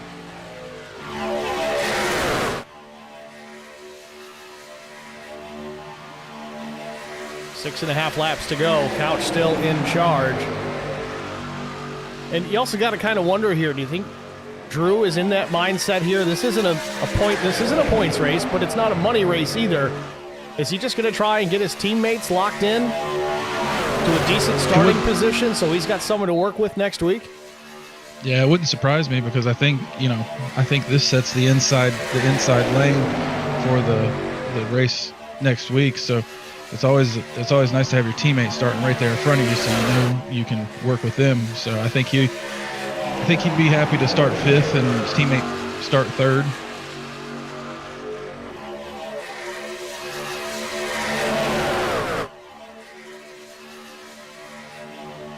Hewitt went from battling for the lead all the way to the back of the pack, now in behind the 50 of Jason Steptoe.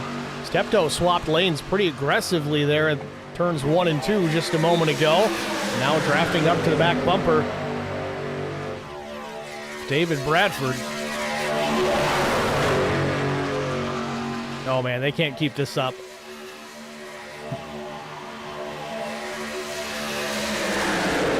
Usually tends to be one clean duel and one disaster duel. We'll see which one this ends up being.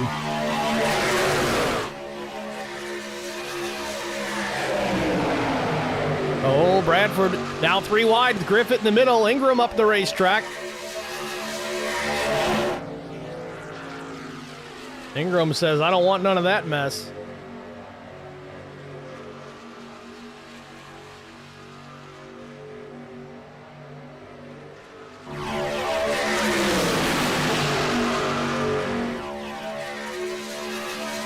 I tell you, Steve, I've been kind of watching Drew and Ken work together a little bit. Drew is doing exactly how you want to push with these trucks and their overheating issue, with getting off of them in the corner, kind of staggering it a little bit, get some air to that nose, and then you catch them right off the corner. You can push them all the way down the straightaways. Oh, here we go. Oh, you see, Griffith goes around. Caution. David Bradford is in it.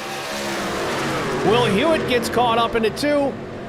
And we're under caution, and this gets Cole Ansley and Keenan Kimber caught right back up. So you delete 2 trucks from the contention, and you add 2 more as well. Griffith slow on the apron, driving away from the scene, but we did get the caution that was so desperately needed by Cole Ansley and Keenan Kimber. Let's go back and take a look. And Frank almost caught some air there.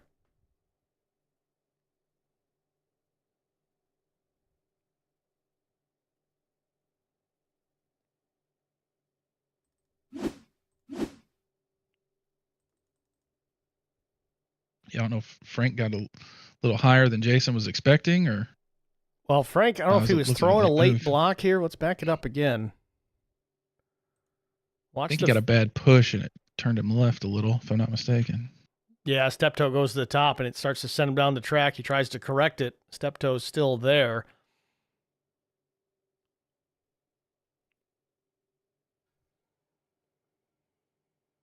Right into the path of David Bradford. And that's a good point Mike Fahey makes into the chat. Yeah, he had all 4 wheels off the ground. There is one faster pair on the super speedways, so they'll be able to fix these trucks and get back out. So they're still in contention. If nothing else, it really helps 65 and the 86. So Griffith, good as new. He'll head back out into contention.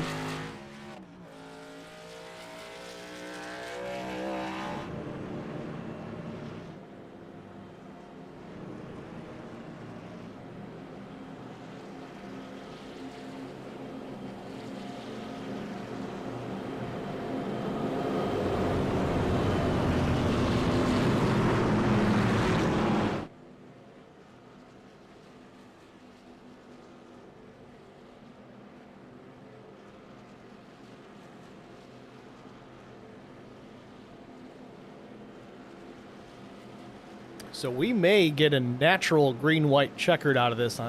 Depends if we get the one to go this time. We'll see if the lights go out. If that is the case, and no. So this is going to put us into an actual green-white checkered attempt. Get the one to go the next time by. That'll be lap 14. So yes, we're going to go overtime here. The ProSim duel.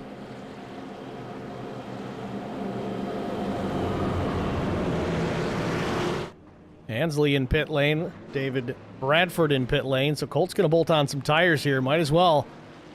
It's not necessarily going to do anything for your lap time, but it gives him that ability to be a little bit more maneuverable out there. Plus, it lowers the air pressure, the tire temp a little bit, so he's got some extra speed early. Talked about that, how that's beneficial in qualifying. It can certainly be a benefit here in the race as well.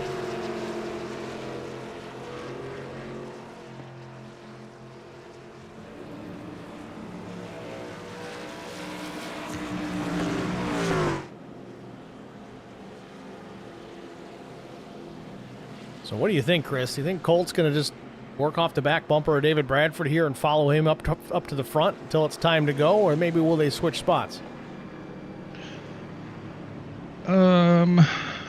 I think in the position that Colt is in, I think he's just going to send it. I mean, because he's guaranteed his starting spot on the pole next week. I think you'll see him make some moves, maybe testing out some stuff for next week to see what the truck will do. I think you'll see him making some pretty aggressive moves here towards the end of this one.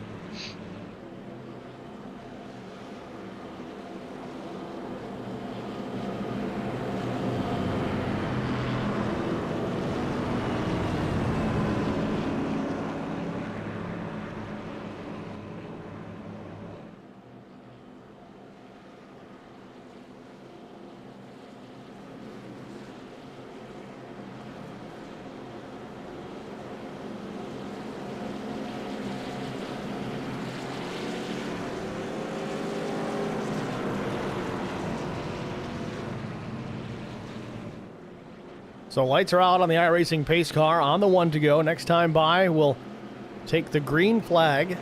Again, 3 attempts at a green-white checkered finish if we need additional. The caution comes out prior to the leader taking the white flag. We'll add some more laps and we'll try it again.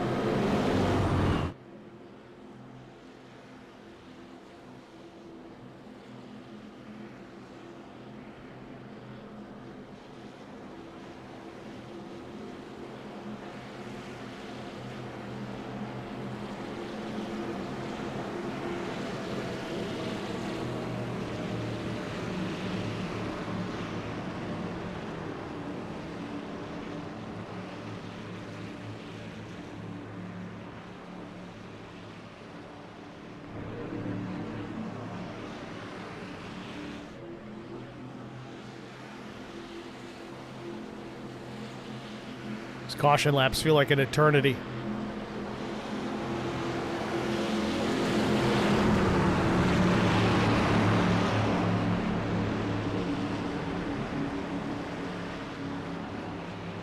And they feel even longer when you're in the truck waiting for that green light checker. Oh, yeah.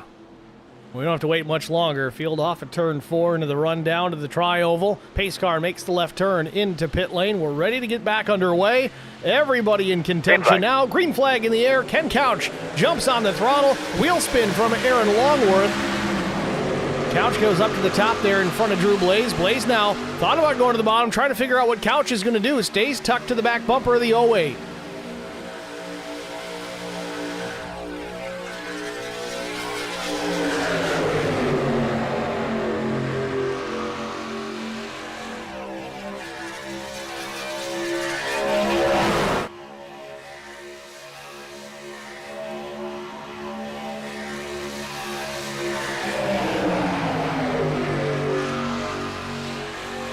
Two laps to go from Daytona, field in 3 and 4. Couch is just waiting to get to that white flag.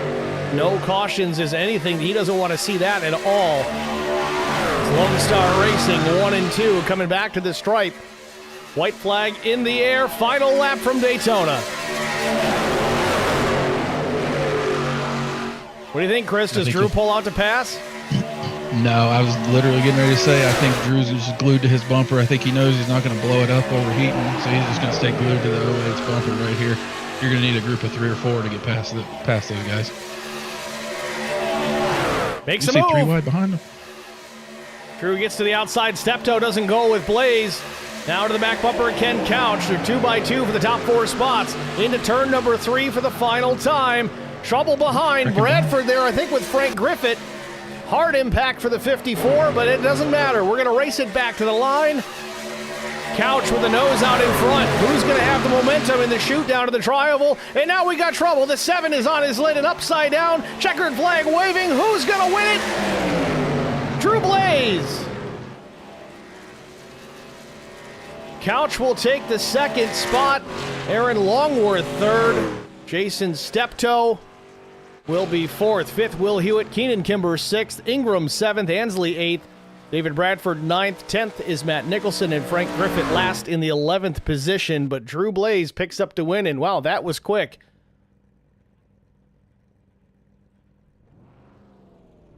Well, color me surprised, Steve.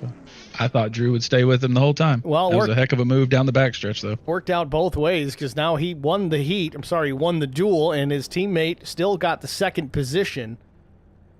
See if we can get a quick look at those results. If I can get them to populate, of course not.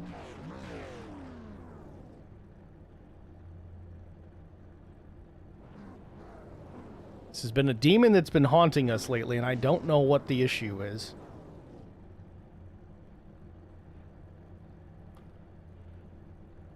Well, let's get into our starting grid for duel number 2, and that won't even populate.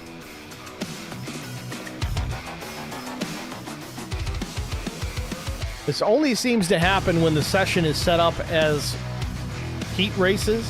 This is an issue that I've been running into on Monday nights with our 4-wide motorsports late model stock tour. Sometimes it'll populate, sometimes it doesn't, but it's not going to cooperate, it seems.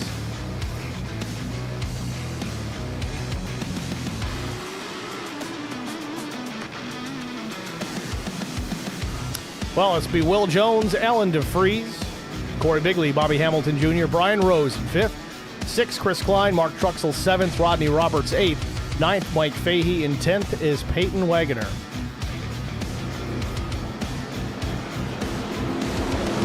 if you missed it, 15 laps the race distance, pit road speed limit 55 miles per hour. They've got one set of tires over the wall, full fuel load on board, one fast repair, 3 attempts at a green-white checkered finish.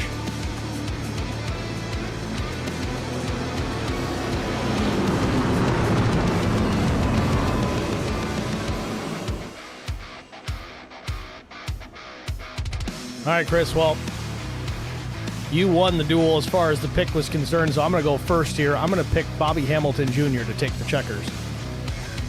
All right, that's a good pick. I'm going to go with the 89. I'm going to go with Brian. I think he's got a couple teammates in here. I think they'll work together, and I wouldn't be surprised to see him take it. Brian Rose definitely quick on these super speedways. I've seen him do it in the past. That's a good pick for sure.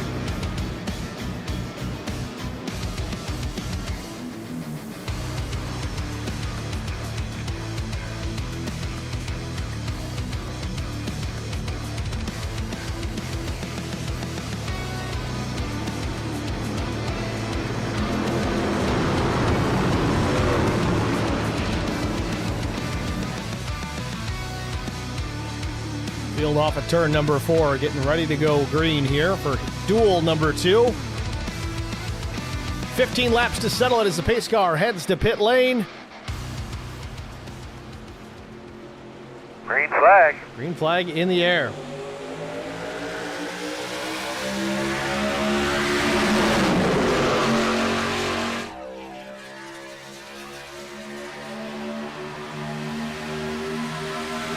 So the front row door bang a little bit even before the start-finish line. Time to go right out the gate.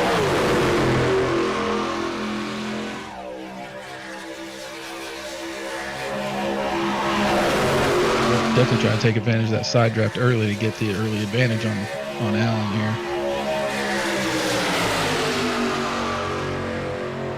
here. Even numbers, both lanes, 5 and 5. Alan DeFries, Will Jones side by side through 3 and 4. DeFries with a slight advantage.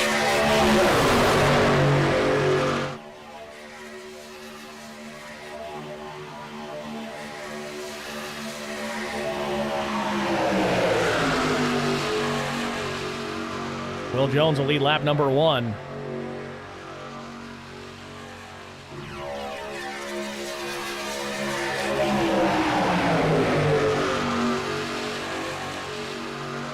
Not a lot of movement so far position-wise. A couple of drivers up a spot, maybe 2. Peyton Wagoner, though, working on his second right now. He's up to 9th. He gets started last, or 3 wide right there as well. Ryan Rose falling back into the clutches of Mike Fahey at the back of the pack.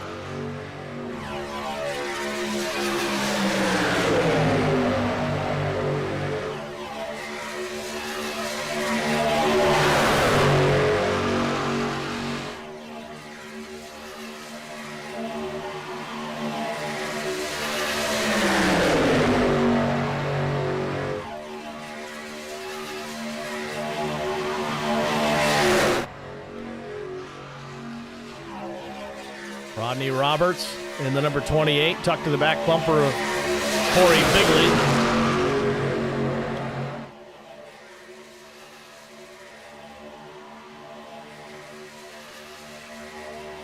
Will Jones swapping lanes there down in front of Alan DeFries, goes to the bottom of the racetrack. Evens up both lanes again, 5 and 5. Jones in front of Alan DeFries. Lead truck on the outside, the 58 of Corey Bigley. Rodney Roberts pushing him. A little crossed up off turn number 4. Brian Rose now the third truck in line.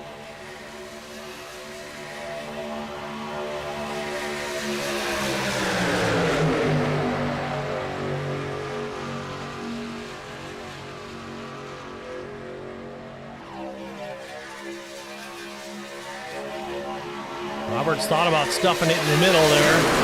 Checks up enough to let Bigley back in line. That could have been a disaster waiting to happen, but Roberts takes a look now to the inside again, maybe 3 wide down the backstretch.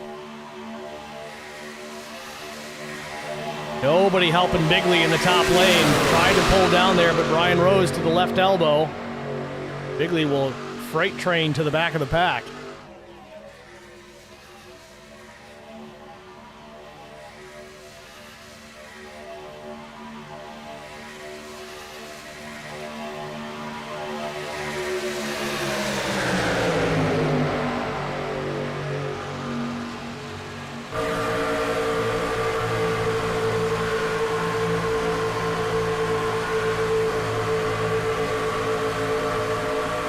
Brian Rose making a move to the outside for the race lead.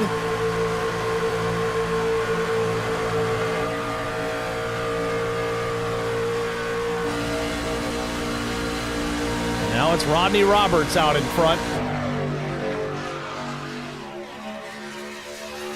Mental note, fix the cameras on the Rams.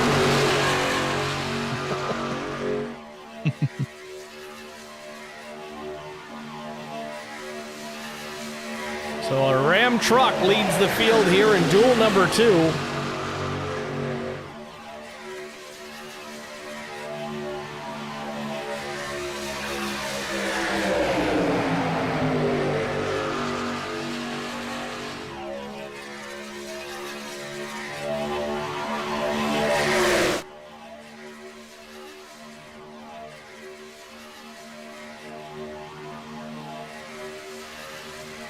For the most part, Chris, seems everyone's kind of minding their P's and Q's. I know we're only about 5 laps in. You really can't win these things right now, but you got to think those guys at the back, Bobby Hamilton Jr. being one of them.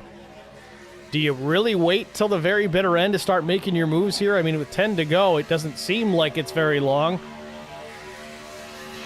Yeah, no, I mean, if I'm in that position of, Bobby Hamilton or Chris Klein back there, I'm trying to make as much ground up as I can early on. You saw Roberts, who's leading now. He started, I think he was shotgun on the field, if I'm not mistaken. Close to it. Started 8th. Oh, yeah, okay. So there's only 10. So yeah, he was back there. He was making it 3 wide, lap 2 and 3 to get back up, to get up to where he is. And I think he's in a good spot because all the chaos could happen behind him. So I think you want to get up there as quickly as you can. Does seem like once you get the race lead there and everybody kind of singles out behind, you do everything you can to stay right there, pinch it down to the low side of the racetrack, and force everybody up top. Roberts will see 8 laps to go as he crosses the stripe.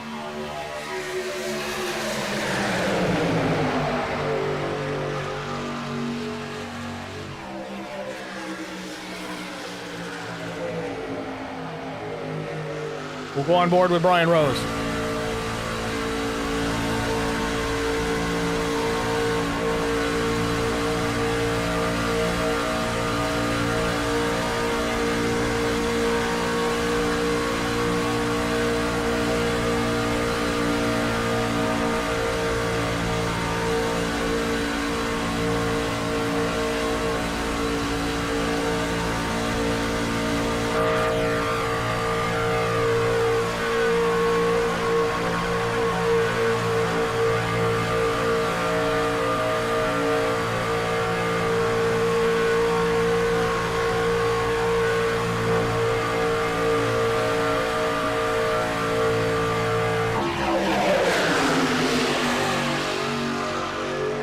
Payne Wagoner just making moves there at the back of the pack, trying to find a lane to go with. Obviously, the inside has the numbers a little bit more grouped up. It's going to have the better draft, but he's got nowhere to go. Will Jones has fallen through the field back to 7th.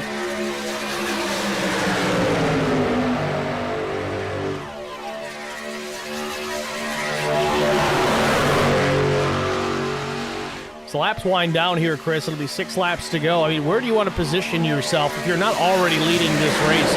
Is kind of P2 really the best place to be to kind of take control of your own destiny? Yeah, I think so. I think, Brian's in a good spot because he's got somebody that he's really familiar with behind him there in Mike Fahey. They've got a lot of experience racing with each other. I think you'll see if Brian does pull out, I think you see Fahey go with him. But in all honesty, kind of maybe even 5th or 6th isn't a bad spot to be when they start dicing it up front. You can kind of be watching, seeing where they end up. Bigley with a moment there, got the left side down on the apron, shot him back up onto the banking. Keeps it going straight, but certainly a skip of the breath or maybe some heartbeat palpitations for the 8 of Peyton Wagoner, who was right behind him.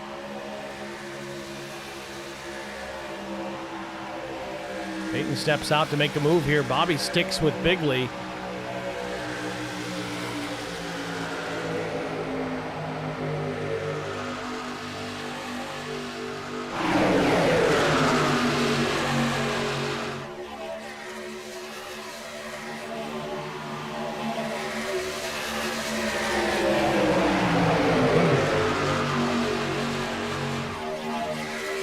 Try and bring his teammate there behind him, Will Jones. If they can get close up together, I think, if I'm not mistaken, I think they're teammates with Brian as well. So I think you might see them work together if they can get up close to each other. I mean, if you want to worry about manufacturers, of course, Brian Rowe is in a Ford, so is Mike Fahey, but now Bobby Hamilton Jr. running a Toyota this season.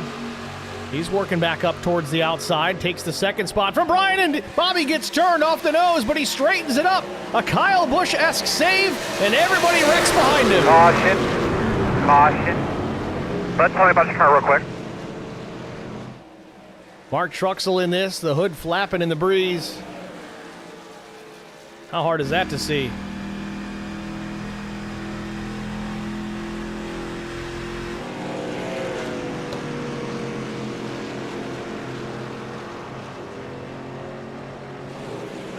Brian Rowe has got the worst of this, it appears.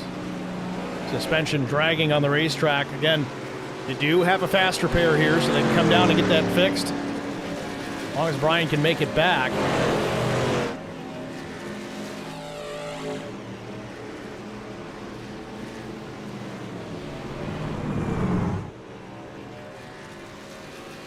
Broken lower control arm, probably.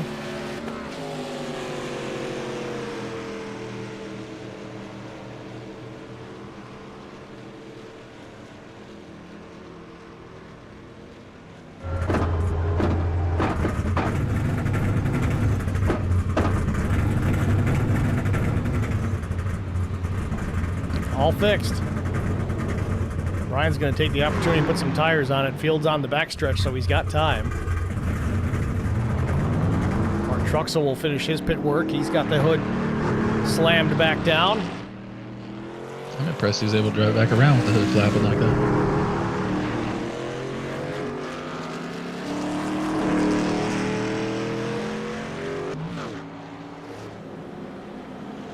So another caution late in this duel.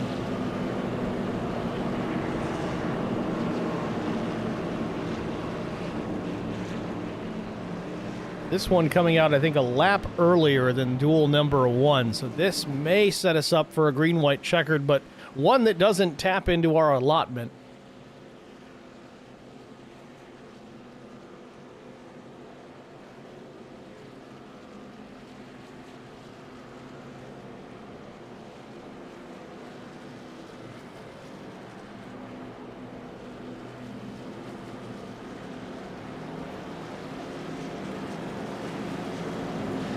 Other takers on pit lane, Chris Klein, Corey Bigley. We're only going to give up a couple of spots here to bolt on some fresh tires.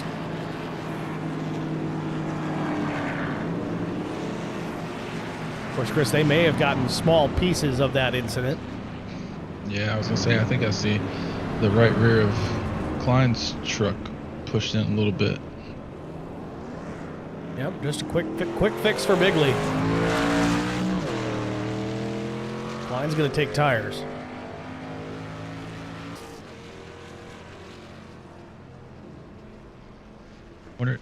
Looks like he may be sitting there trying to get some of the repairs done manually and save his fast repair just in case we tap into those 3 green white checkers at the end. Or did he get a penalty for too fast entering? You'd think with the little damage that he had, it wouldn't be that long. He still sits. Yeah, that could be. It looked to me like the right rear quarter, that probably was about a 40-second hold, wasn't it?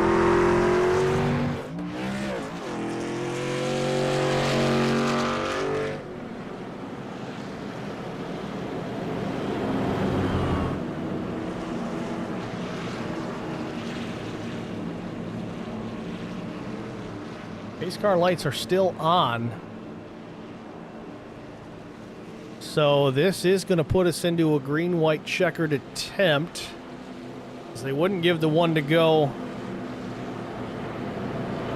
on lap 14, which is when they're going to get it. So I think this will add some laps to duel number 2 as well.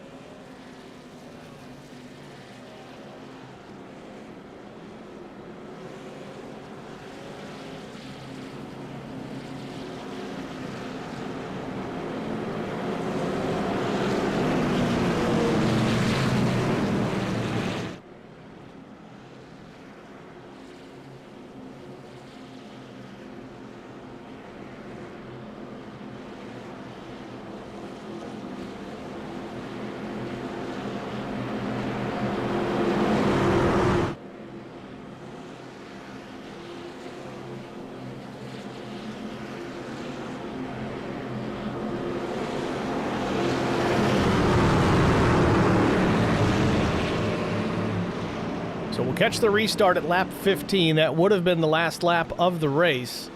So this does chew into our first attempt at a green-white checkered finish. Going to recap on that. We've had laps to the race so we can try and get this thing finished under green flag conditions. If the caution comes out prior to the leader taking the white flag, we'll throw the caution, line them back up and try it again. We'll do that up to 3 total times, this being our first attempt. Should be able to get it done, but we saw how that duel number 1 ended. It went to chaos there coming back through the tri-oval. We'll see if these guys can do it a little cleaner. Alan DeFries, Rodney Roberts on the front row. Second row will be Will Jones and Mike Fahey.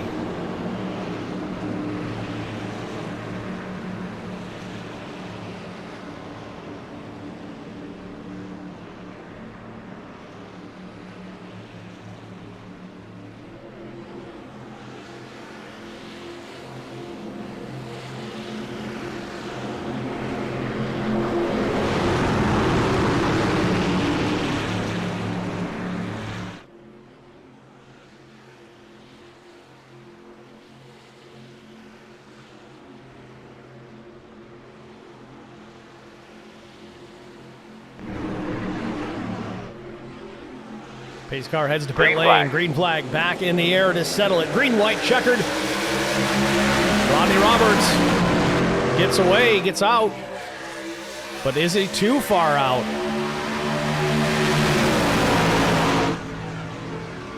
Roberts swaps lanes to block the charge from Alan DeFries. Blocks again. Contact Mike Fahey into the back of Alan DeFries. Multiple blocks by Rodney Roberts. You know what they say, Chris? You block, you pay. Hopefully that doesn't come back to bite him.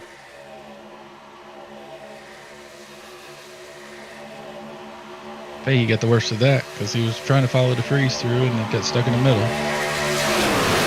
Alan DeFries all over the back bumper of Rodney Roberts. Will Jones now back into contention in the 3rd spot in that green number 46. Off turn number 4, looking for the white flag. Roberts started back in the 8th spot, has a chance to win this second duel. White flag in the air. DeFries takes a look. Roberts throws another block, and big crossover move from Alan DeFries. He gets the opportunity. He's the bottom of the racetrack. Bobby Hamilton Jr. into the back of Roberts in the middle of 1 and 2. Now they're side by side down the back straightaway. It's going to be a drag race into 3 and 4. Getting the advantage, it's Rodney Roberts. A big push from Bobby Hamilton Jr. gets him crossed up. Door slams with Alan DeFries.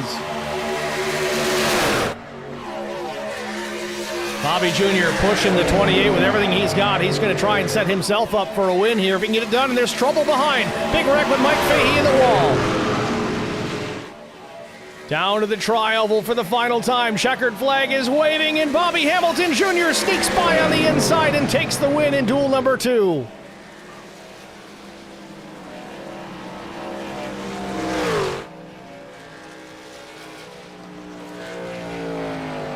Bobby Jr. picks up the win. Only lap he led tonight. It was the one that counted.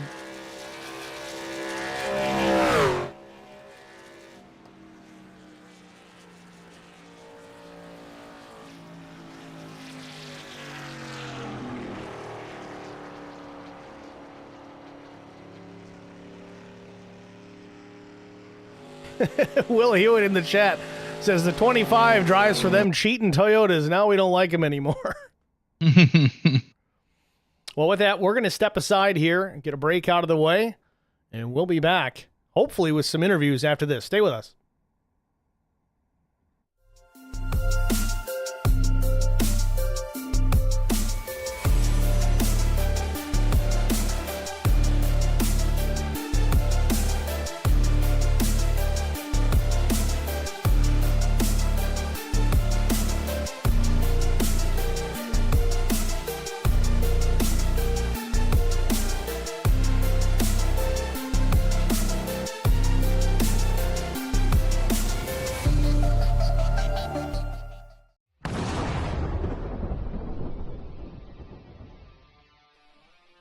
Spartan Transportation and Spartan Logistic Management is your one source for all your shipping needs.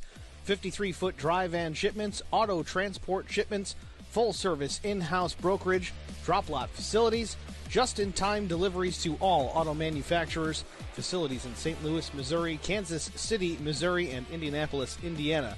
Spartan Logistics LLC, proud sponsor of the IROC Series, Kyle Steffens UMP Modified and Silver Crown Driver, and Gordy Gundaker, World of Outlaws late model. Visit us at spartan-logistics.net or find us on Facebook.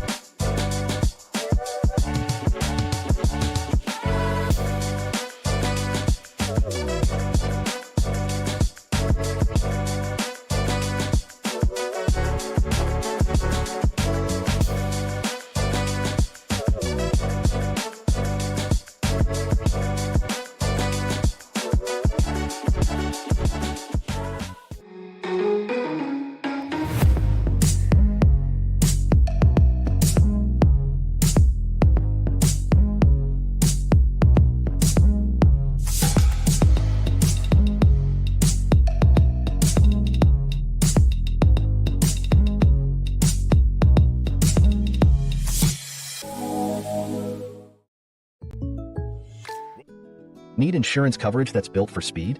Frank Yea's office in South Charleston has your back. Whether you're blazing down the highway, protecting the home you've built, or setting up a legacy for your family, we've got the coverage you need. Auto, home, life, fast, simple, and made for you. Scan the QR code on your screen now to explore all our services and start a free quote today. Lock it in, save it for later, or call us at 304-744-7700 to get started.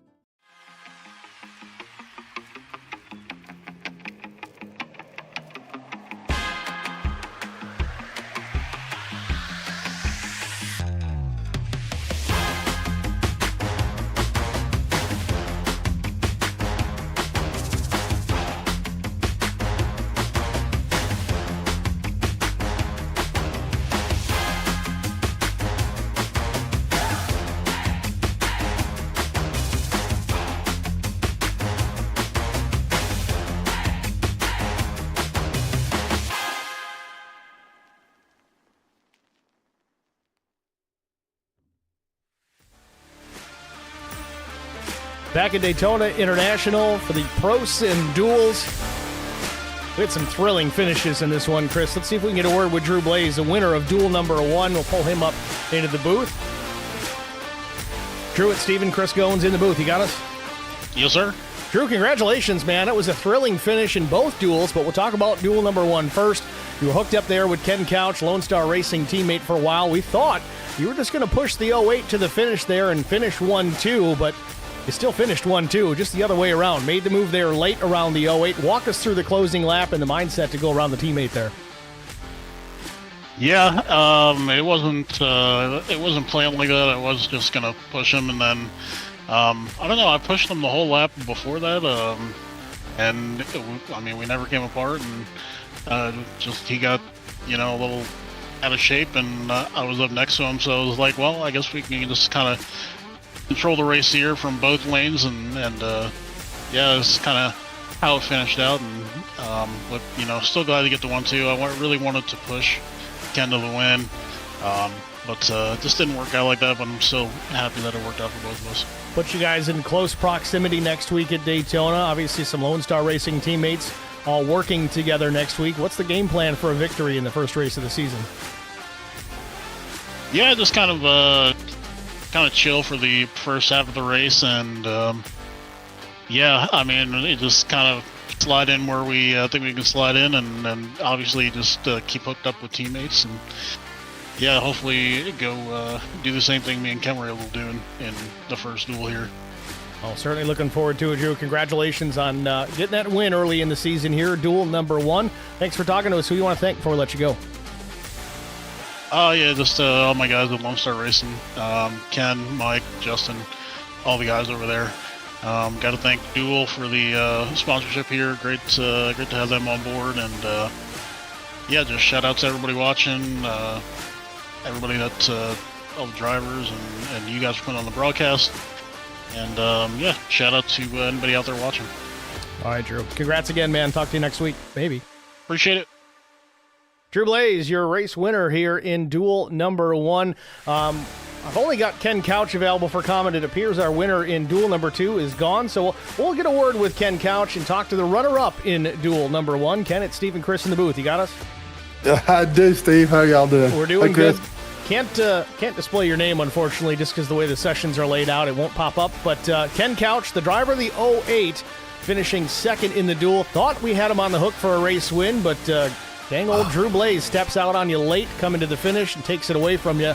Walk us through the closing laps of that one. Obviously, we both all thought that Drew was going to push you to the win, and I guess that was kind of the game plan, but things changed last minute. What was it like from your perspective?